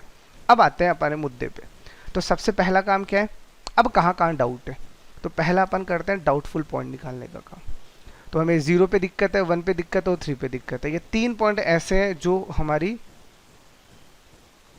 निशाने पे है, बस और पे डाउट नहीं है, बस ये 3 ही पॉइंट है, क्योंकि अंदर का मोड मैंने पहले ही हटा दिया। अगर आप यहाँ से सीधा लिखते तो आपको सिर्फ 1 दिखता, तो आप क्या बोलते, एक यहाँ से 0 आएगा, एक यहाँ से 3 आएगा, वो तो आएगा ना। तो 2 पॉइंट तो मैंने अलग करके भी आपको बता दिए, ये आपके लिए ज़्यादा क्लियर हो गया। अब मैं इसका सीधा सीधा तीनों पे क्या करूँ, कॉन्टिन्यूटी चेक करूँ। तो अब पता तो समझ में तो आ ही गया ना, तो सीधा ही कर दें हम। अरे जब आपको समझ आ गया तो क्या ही टाइम वेस्ट करना है यार, अब तो सीधा सीधा करो। लाइक अगर आप x में पहले क्या कर रहे हो, पहले कॉन्टिन्यूटी चेक कर रहे हो इन तीनों पॉइंट्स का। तो अब आप फटाफट बताओ, साथ साथ बताओ। देखो मेरे, अगर मैं 0 की बात करता हूँ तो ये 0 से लेस देन है और ये 0 से ग्रेटर देन है तो 0 ही ना, वो -0 + 0 बनना तो 0 ही पड़ेगा, तो ये तो बन गया कॉन्टिन्यूस। ठीक है, 1 की बात करो तो 1 की बात कर रहे हो तो ये आपका 1 आ रहा है 1, और यहाँ से देखो, और यहाँ से भी 1 आ रहा है, फंक्शन वैल्यू भी 1 आ रहा है, लिमिटिंग वैल्यू भी 1 आ रहा है, तो ये भी क्रॉस कर गया, ये दोनों भी बच गए, कॉन्टिन्यूस तो हो गए। अब तीसरे वाले को 3 पे चेक करो, तो 3 पे चेक करो, इसको 3 का स्क्वायर कितना आएगा 9, और यहाँ से 5 × 3 15 प्लस का 5, तो ये कितना है 14 माइनस 15 यानी -1, तो यहाँ से तो मेरे को -1 मिल रहा है, देखो यहाँ से भी -1 मिल रहा है क्या, तो 9 प्लस 15 माइनस का 25 ये आएगा, तो 9 प्लस 15 कितना होता है 24 माइनस 25, ये तो इस पे भी हो गया, मतलब ये तो तीनों पे कॉन्टिन्यूस है, तो कॉन्टिन्यूटी तो भैया तीनों ने क्रॉस कर ली। अब बात करते हैं डिफरेंशिएबिलिटी की, तो डिफरेंशिएबिलिटी करने से पहले डिफरेंशिएशन कर दो। चलो, तो आपने क्या करना है, जो भी फंक्शन दे रखा है उसका डिफरेंशिएशन कर दो। तो यहाँ पे माइनस का 2x, यहाँ पे प्लस का 2x, यहाँ पे 2x माइनस का 5, यहाँ पे 2x प्लस का 5, और यहाँ से जो पॉइंट इक्वल टू वाले हैं बस उनको हटा दो, क्योंकि वही तो डाउटफुल है, बाकियों को एज इट इज रख दो। हो गया, अब यहीं से कर दे इनकी चेकिंग, क्योंकि इतना काम जब हमने कर दिया तो बाकी अब क्या करना है, इन्हीं तीनों पॉइंट को दोबारा चेक करना है। तो फिर हमने x की वैल्यू बोली 0, 1 और 3, तो पहले 0 की LSD RSD चेक करें। तो देखो यहाँ से x की जगह 0 रखो 0 आ रहा है, यहाँ पे x की जगह 0 रखो 0 आ रहा है, इसका मतलब 0 कट इसके पास, 0 तो हो गया डिफरेंशिएबल। अब अगला 1, तो देखो 1 रखेंगे तो फंस गए, अरे जैसे आप 1 रखोगे 1 में हो क्या रहा है, 1 में यहाँ से तो 2 आ रहा है ना, तो यहाँ पे ये LSD के लिए आएगा, तो यहाँ से 2 आ रहे हैं, यहाँ पे x की जगह 1 रखोगे तो कितना आ रहा है -3 आ रहा है, बराबर आ रहे हैं नहीं आ रहे, तो ये फंस गया।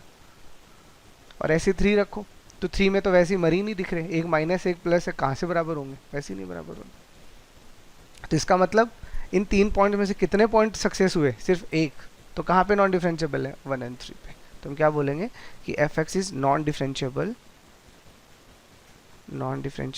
Eight x is equal to 1 और 3, दिस इज द वे। देखो अब हमारे पास आती है फंक्शनल इक्वेशंस।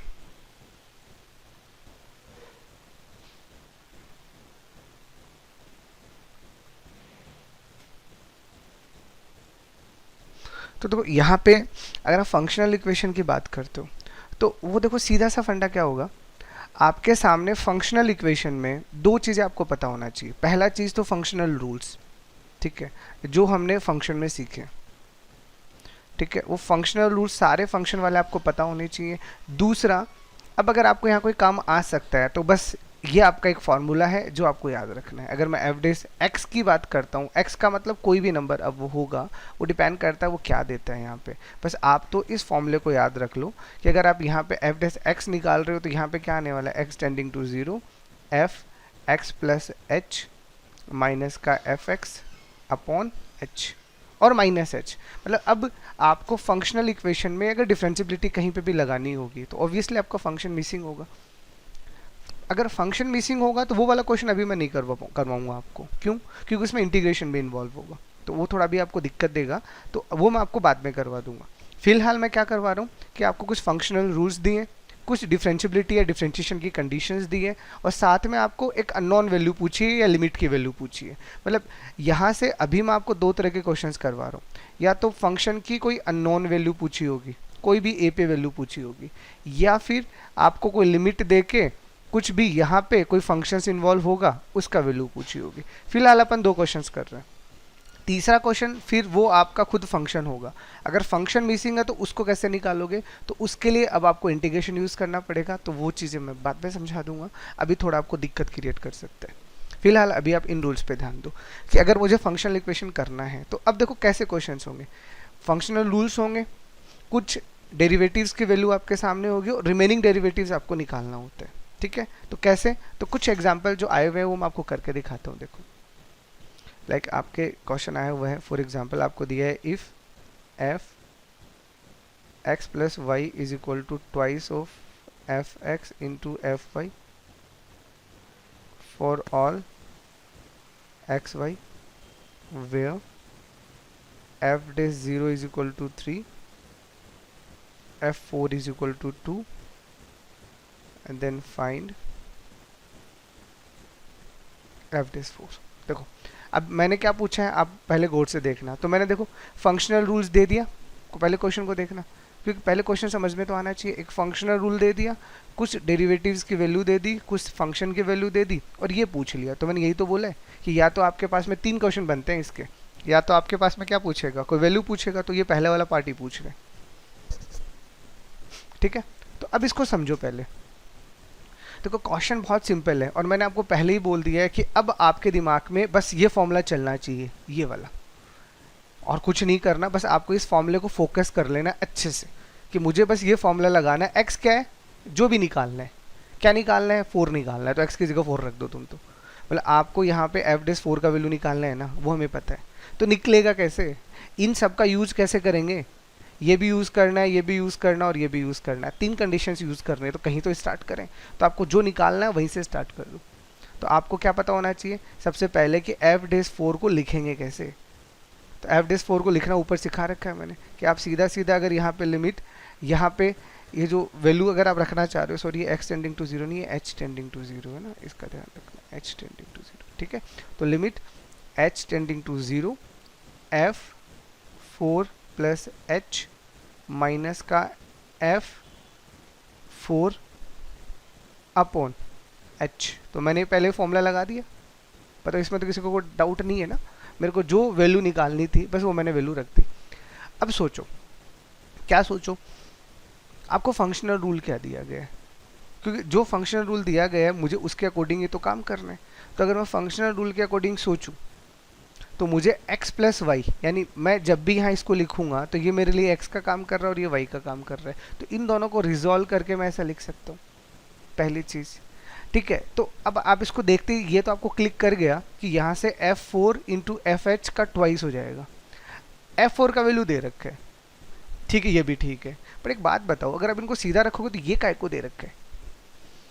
अगर आपको एफ डे 0 इक्वल टू 3 दे रखा है तो मैं तो इतना मानता हूँ कि कहीं ना कुछ ऐसा चमत्कार होगा, पक्का होगा, कि limit h tending to 0 f h minus का एफ 0 अपॉन एच, ऐसा कुछ ना कुछ होगा, कहीं ना कहीं पक्का होगा, तभी तो जाके ये एफ डे 0 बनेगा। सोचो,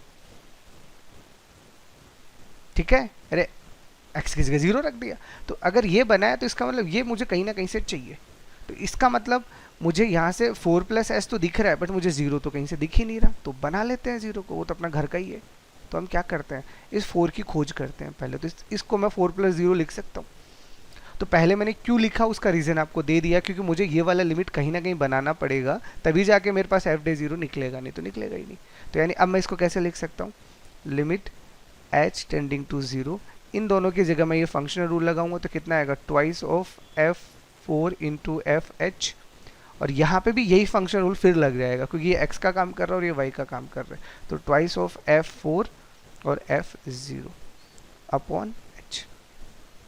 तो देखो यहाँ से लिमिट h टेंडिंग टू 0, दोनों में से 2f4 तो आ गया कॉमन, बचा क्या, fh माइनस का f0 अपॉन h। तो देखो कमाल की बात, पता है क्या, जो बोला वो सीधा ही मिल गया। अरे यही तो चाहिए, जहाँ पे भी ये दिख रहा है उसी का मतलब तो एफ डे 0 है। तो इसका मतलब क्या, मैं इसको ऐसे नहीं लिख सकता 2f4 इंटू एफ डे 0। बताओ इसमें किसी को कोई दिक्कत। तो 2f4 मुझे 2 दे रखा है, एफ डे 0 मुझे 3 दे रखा है। तो ये टोटल आंसर 12 आया या नहीं है,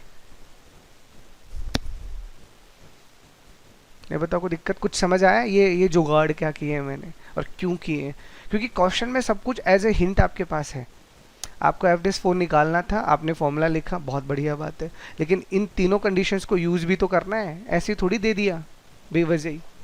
ठीक है, चलो और एक क्वेश्चन करते हैं।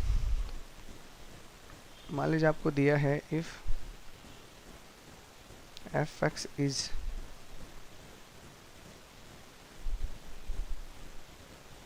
Differentiable function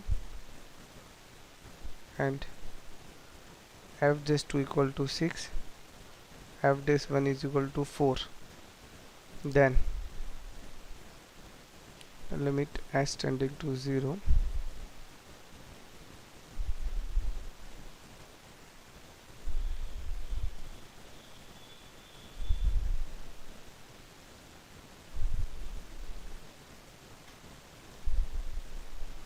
is. तो अब क्या पूछ लिया, दूसरा वाला पार्ट पूछ लिया। अरे या तो फंक्शनल वैल्यू पूछेगा या लिमिट पूछेगा, तो इस बार तो भर भर के लिमिट ही पूछ ली उसने। तो कोई टेंशन नहीं है, अपन बिल्कुल नहीं घबराएंगे, बस हमें हमारा रूल पता होना चाहिए। अगर आप इसको बिल्कुल प्रिसाइजली देखोगे, देखो मैं ऐसे क्वेश्चंस में सिर्फ इसी फॉर्मूले की बात करता हूँ, वो भी बार बार। आपको बस ये फॉर्मूला याद रखना है।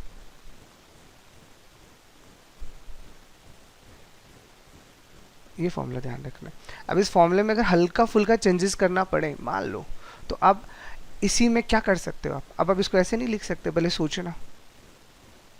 अगर मैं गलती से यहाँ x माइनस एच लगा दूंगा तो बताओ क्या ही नुकसान हो जाएगा मुझे, कुछ नुकसान होगा क्या? बिल्कुल होगा, यहाँ पे भी माइनस एच करना पड़ेगा। याद है जब मैंने आपको L S D R S D पढ़ाया था, तो भैया कोई यूज़ कर लो चलेगा। तो आप तो ये देखो कि यहाँ पे फंक्शन की शक्ल कैसी है। अगर ऊपर प्लस है तो नीचे प्लस चाहिए ही चाहिए, और अगर ऊपर यहाँ माइनस आ गया तो नीचे माइनस चाहिए ही चाहिए। अब तुम देख लो तुम्हें क्या चाहिए, ठीक है। तो इस वाले पूरे फंक्शन को देख के ये देखो, ये दो वैल्यूज तो दी गई है, एफ डेस 2 और एफ डेस 1। इसका मतलब इतना क्लियर है, कहीं ना कहीं से पक्का एफ डेस 2 और एफ डेस 1 निकल के आएगा, पक्का निकल के आएगा, उसमें कहीं कोई शक नहीं है। अब वो निकलेगा कैसे, मुद्दा ये।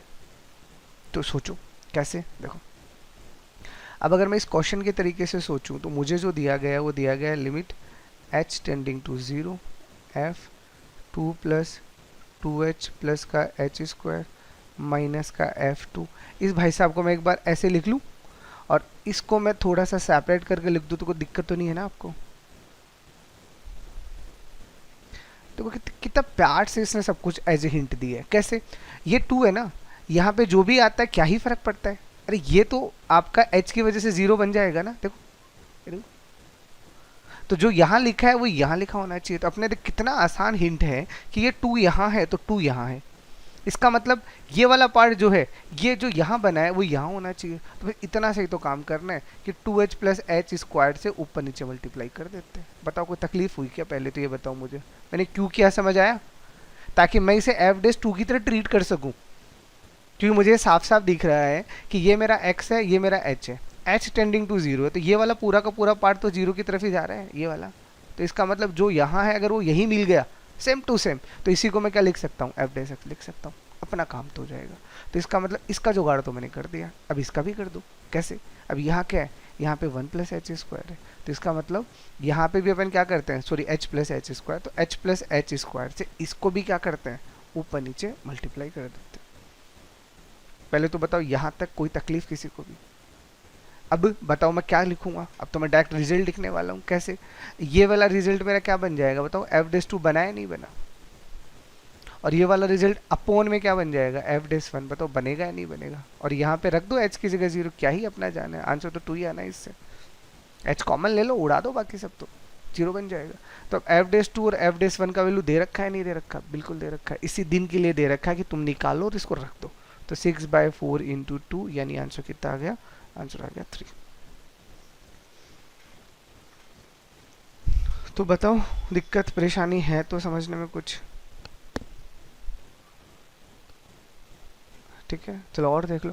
अरे कुछ नहीं है, बस ये एक फॉर्मूला है यार, याद कर लो इसको। फंक्शनल इक्वेशन में अगर डिफरेंशियबिलिटी घुसी हुई है ना, तो मैं आपको गारंटी देता हूँ इस फॉर्मूले के अलावा कुछ नहीं काम आएगा, बस यही काम आएगा। अब इसको बस आपको लगाना आपको आना चाहिए, थोड़ा स्मार्ट बनो इस फॉर्मूले में। एक और करवाता हूँ, देखो जैसे मान लीजिए आपको क्वेश्चन दिया है कि if f dash 3 is equal to 5, f3 is equal to 7, then find limit x tending to 0 f3 plus 4x square minus f3 minus 4x square upon x square। ये वैल्यू आपसे पूछे, तो हिंट तो आपको वैसे ही मिल गई है, बस अब आपको आपका दिमाग यूज करना है कि मेरे पास ये दो वैल्यूज अगर दी गई हैं, एक एफ डेस 3 का वैल्यू दिया गया और एक f3 दिया गया है, इसका मतलब कहीं ना कहीं एफ डेस 3 निकल के आएगा, शॉर्ट निकल के आएगा, नहीं तो क्वेश्चन करना संभव ही नहीं है। तो आपको ये वैल्यू निकालनी है। देखो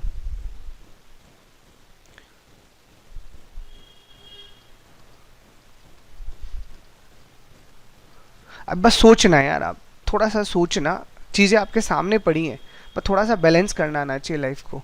अब मेरे को एक बात बताओ, अब मैं जब x की जगह 0 रखूंगा तो ये वाला पार्ट मेरा h की तरह काम नहीं कर रहा, तो इसका मतलब इसे एफ डेस 3 बनाने के लिए ये 4h स्क्वायर ऊपर नीचे होना चाहिए और साथ में f3 होना चाहिए। तो ये इतना एडजस्ट अगर मैं कर दूं तो आपको कोई तकलीफ थोड़ी है। कि इसमें इसको तो मैं एज इट इज़ रख लेता हूँ, इस भाई साहब को इसकी कमी है, इसकी कमी मैं पूरी कर देता हूँ। साथ में ये वाला पार्ट मेरा एक बन गया, एक बार समझाने के लिए बोल रहा हूँ, यहाँ पे तो आ गया एक्स स्क्वायर। ठीक है, अब मैं अगला पार्ट लिखता हूँ क्योंकि मैं इसको दो पार्ट में स्प्लिट कर रहा हूँ। अगर मैं इसे दूसरे पार्ट में स्प्लिट करूँगा तो यहाँ से मेरे पास माइनस आ ही रहा है, क्योंकि अब मैंने F3 अगर जोड़ा तो F3 घटाना भी पड़ेगा। तो मैंने माइनस का F3 यानी यहाँ पे मैंने क्या किया है, एक माइनस F3 कर दिया और एक प्लस F3 कर दिया, ऐसा कर दिया।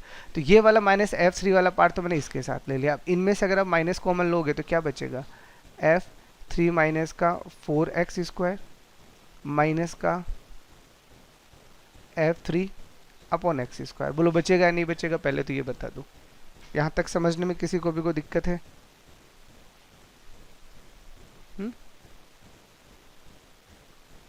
ठीक है, चलो अब कैसा क्या चाहिए, अब जुगाड़ बनाते हैं कैसे। अब मेरे को तो इतना समझ में आता है कि जो यहाँ है वो नीचे होना चाहिए, मेरा काम तो हो जाएगा। तो इसका मतलब इसको तो 4 चाहिए। अगर मैं इसको 4 से ऊपर नीचे मल्टीप्लाई कर दूंगा तो ये वाला पोर्शन मेरा कितना बन जाएगा, f'3 बन जाएगा। और ऐसे इसकी बात करें तो इस वाले पोर्शन में देखो इस बार क्या मिला, -4 मिला। तो जो -4 है वो एज इट इज़ दे दो इसको। तो -4 यहाँ ले लिया, तो -4 से आप मल्टीप्लाई भी कर दो। तो इसका मतलब अब अपन इसे क्या लिख सकते हैं, ये 4 तो बाहर आ ही जाएगा। ये अपने लिए बताओ f'3 बना या नहीं बना। और ऐसे ये माइनस और ये माइनस तो प्लस हो जाएगा, साथ में 4 है तो ये भी बताओ f'3 बना या नहीं बना। अरे क्या फ़र्क पड़ता है ऊपर प्लस है माइनस है तो f'3 ना। तो फाइनली क्या बना, 8f'3। और 8f'3 में 8 इंटू f'3 कितना दिया था, 5। तो दिस इज 40। f3 का यूज ही नहीं करना पड़ा, दो या ना दो इस फॉर्म इसमें तो f3 आप दो या ना दो कोई फर्क ही नहीं पड़ रहा, उसके बगैर भी हमारा काम हो रहा है। ठीक है, तो अगर फंक्शनल इक्वेशन में अगर इस तरह के क्वेश्चंस आते हैं तो प्लीज़ थोड़ा ध्यान रखना और इस तरह के क्वेश्चंस को बिल्कुल स्मार्ट तरीके से, क्योंकि ये टॉपिक अभी कंटिन्यू रहेगा। ये मत सोचना है ख़त्म हो गया, ये आगे तक है। डिफरेंशियल ये फंक्शनल इक्वेशन वाला मैं अब भी करवा रहा हूँ, डिफरेंशिएशन के बाद भी करवाऊंगा, एप्लीकेशन ऑफ डेरिवेटिव्स के बाद भी करवाऊंगा और इंटीग्रेशन के बाद भी करवाऊंगा। बस धीरे धीरे आपके कंटेंट बढ़ते रहेंगे। और इंटीग्रेशन आने के बाद अब तीसरा पार्ट फंक्शन भी इजीली निकाल लोगे, क्योंकि उसमें डिफरेंशिएशन और इंटीग्रेशन दोनों होता है। तो वो काम मैं आपको बाद में करवा दूंगा। ठीक है,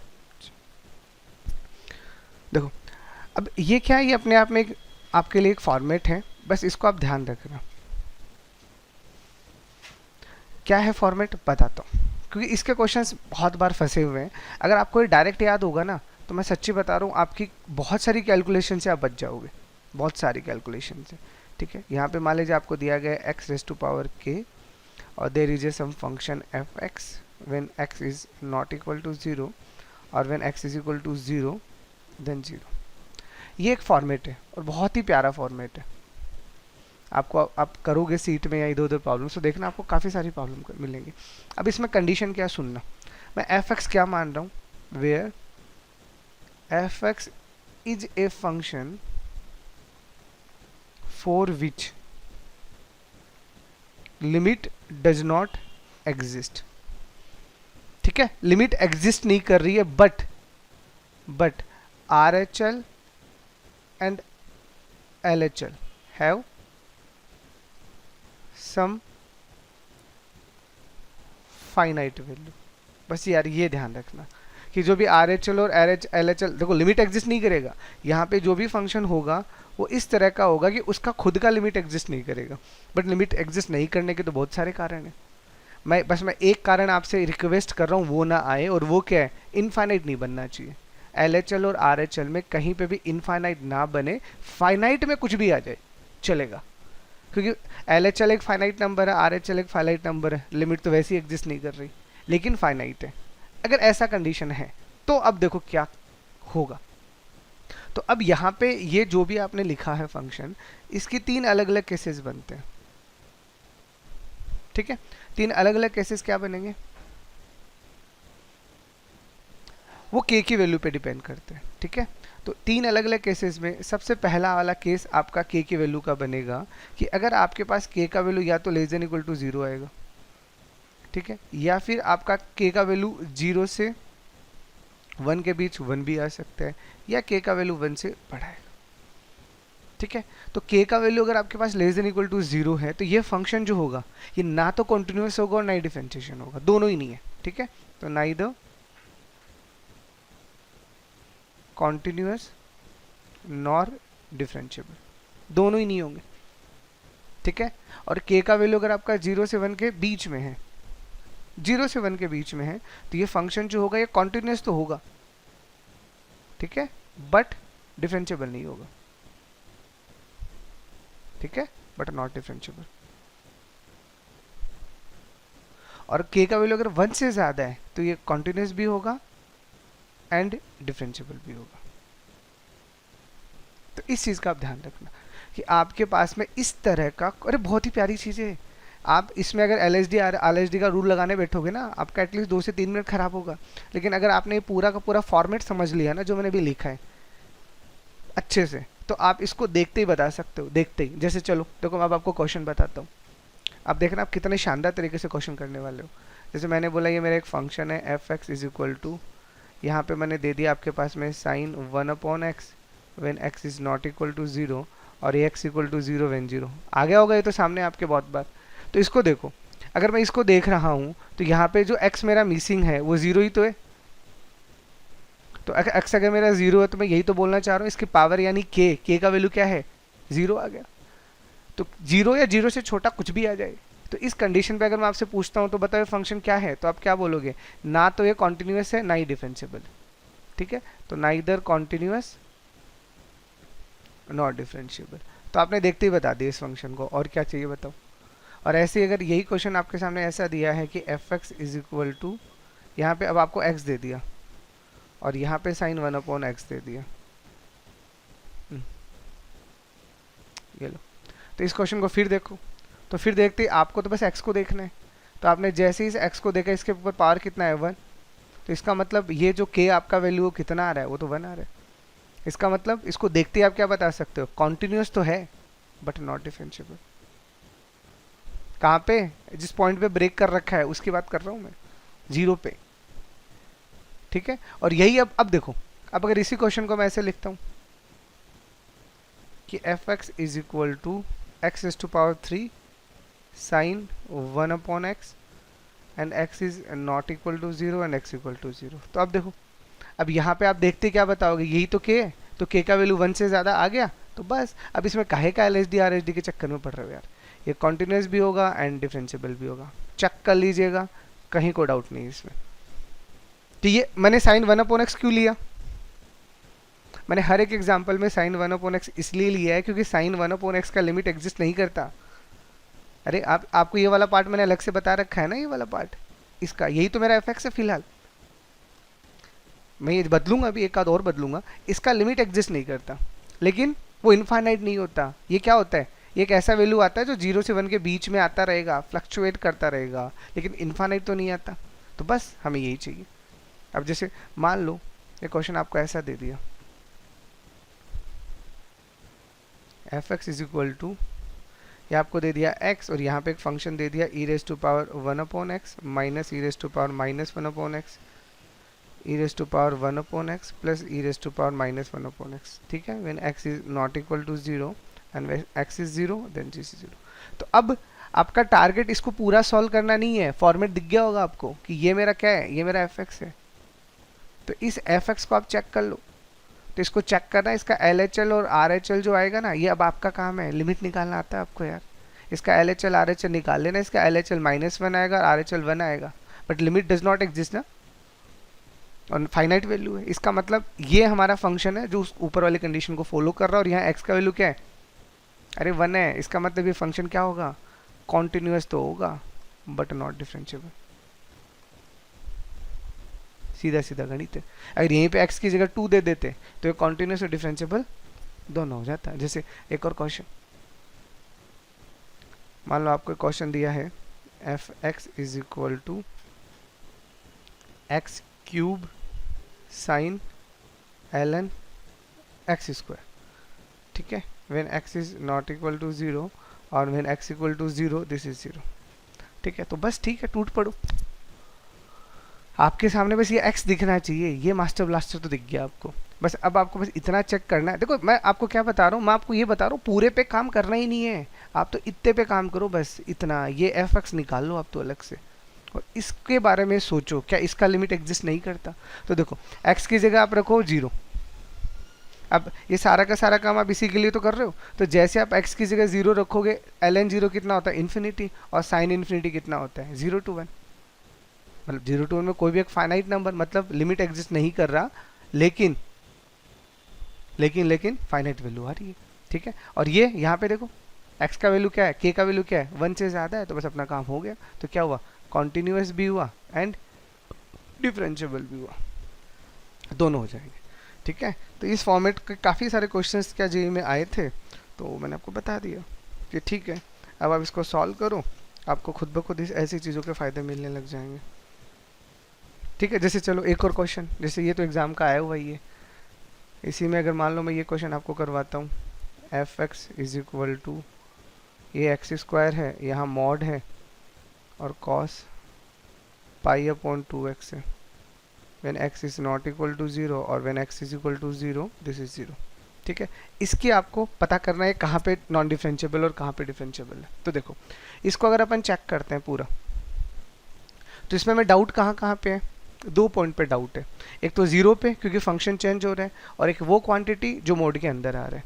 तो पहले अपन 0 पे चेक कर लें, ठीक है। तो सबसे पहले अपन चेक करते हैं x इक्वल टू 0 पे।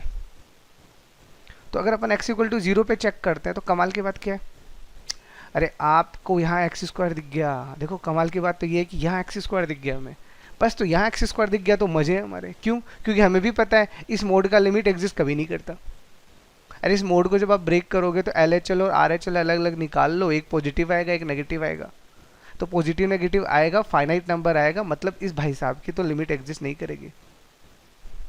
लेकिन बाहर तो एक्स स्क्वायर है, इसका मतलब अपना काम तो हो गया। तो एक्स स्क्वायर यानी पावर कितनी, एक से ज़्यादा है, इसका मतलब इस पर क्या है, ये कॉन्टिन्यूस भी है और डिफरेंशिएबल भी है, ठीक है। तो देखो आपका काम कितना आसान कर दिया मैंने, नहीं तो लगाओ इस पे L S D R S D, पागल हो जाओगे, ठीक है। और इसी में अब क्या बच गया, इस पे तो मेरे को डाउट नहीं है, तो 0 वाला डाउट दूर कर दिया। दूसरा डाउट क्या है, जो मोड के अंदर घुसा पड़ा है ये वाला पार्ट, तो ये तो डाउट ही है, इसका तो क्या ही कर सकते हैं, क्योंकि कॉन्टिन्यूस तो हर जगह है, मॉड हर जगह कॉन्टिन्यूस होता है, डाउट बस डिफरेंशिएबिलिटी पे है। तो ये फंक्शन हर जगह कॉन्टिन्यूस और डिफरेंशिएबल है, कॉन्टिन्यूस है सॉरी, डिफरेंशिएबल कहाँ नहीं है, तो जहाँ पे कॉस पाई अपॉन 2x का वैल्यू क्या आएगा 0 आएगा। तो ये वैल्यू आएगा कहाँ, अरे 0 कहाँ होता है कॉस, हाँ ऑड मल्टीपल पाई बाई 2 पे, तो 2n प्लस 1 पाई बाई 2, तो पाई बाई 2 से पाई बाई 2 उड़ा दो, x का वैल्यू कितना आएगा 1 अपॉन 2n प्लस 1, जहाँ n को जो आपकी मर्जी है रख दो, इंटीजर रख दो। तो लो सिर्फ इस पॉइंट पे डिफरेंशिएबल नहीं है, उसके अलावा ये हर जगह डिफरेंशिएबल है, कहीं दिक्कत नहीं है इसको, ठीक है। तो इस तरह से अगर आपके पास क्वेश्चंस होते हैं तो आपको क्या काफ़ी सारा फ़ायदा मिलता है। जैसे चलो और एक आध अप्रोच में एक आध क्वेश्चन और करवा देता हूँ। जैसे देखो इन्वर्स वाली मैंने आपको रूल बताया था, याद है आपको, sine inverse x, cos inverse x, sec inverse x and cosec inverse x, वो +1 और -1 पे डिफरेंशिएबल नहीं होते, याद है आपको। जैसे मान लो ये क्वेश्चन आपको दिया है,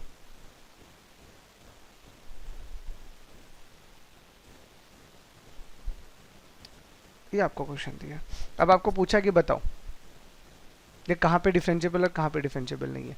तो हमने हमारी थ्योरम्स जब पढ़ी थी तो वहाँ एक सीधा सीधा रूल पढ़ा था कि sine inverse x is non differentiable at x is equal to +-1, याद है, तो लगा दो, क्योंकि मेरे लिए x क्या है, मेरे लिए x तो ये पूरा का पूरा है, इसका मतलब मैं क्या बोलूँगा कि 2x upon 1 plus x square का वैल्यू +1 और -1 नहीं आना चाहिए, ठीक है। तो इसको कर लो सॉल्व, इसको सॉल्व करोगे तो यहाँ से x माइनस 1 का होल स्क्वायर बनेगा, और इसको सॉल्व करोगे तो यहाँ से x प्लस 1 का होल स्क्वायर बनेगा, तो यहाँ से x का वैल्यू 1 आ जाएगा, यहाँ से -1 आ जाएगा, इसका मतलब ये 1 और -1 पे डिफरेंशिएबल नहीं है। चीज़ें समझ आ रही है, मतलब ऑब्वियसली अगर इन्वर्स के कोई क्वेश्चन देते हैं तो वो रूल मैं आपको पहले लिखवा चुका हूँ, बस आपको क्या करना है उसको अप्लाई करना है, अप्लाई कर दो। जैसे इसी में मान लो आपको इस तरह से दिए कि f x is equal to, और आपको दे दिया साइन इनवर्स कॉस एक्स, ये लो, अब बोला है बताओ ये कहाँ पे डिफरेंशिएबल और कहाँ पे नहीं है, तो हम तो क्या बोलेंगे, फिर से हमारा तो सीधा सीधा रूल है कि साइन इनवर्स एक्स में एक्स जब प्लस माइनस वन होता तो डिफरेंशिएबल नहीं होता, इसका मतलब कॉस एक्स का value plus one minus one नहीं होना चाहिए। और ये प्लस वन माइनस वन वैसे कॉस होता कब है, ये आप बता दो। एन पाई पे ही होते हैं, करके देख लो। ठीक है, तो ये एन पाई पे ही तो ऐसा बिहेवियर करेगा प्लस वन और माइनस वन वाला। को डाउट है? अरे जीरो पाई टू पाई तो जीरो पे प्लस वन, पाई पे फिर माइनस वन, फिर प्लस वन, फिर माइनस वन, तो इसका मतलब ये इस पे क्या नहीं है, ये डिफरेंशिएबल नहीं है। तो देखो कितना आसान है, अगर आपको रूल्स याद हैं सारे के सारे तो आपको क्वेश्चंस को अटेम्प्ट करने में कहीं दिक्कत नहीं आएगी। ठीक है, तो बाकी अब प्रैक्टिस कीजिए, जितना प्रैक्टिस करोगे उतना अच्छा आपको फायदा है।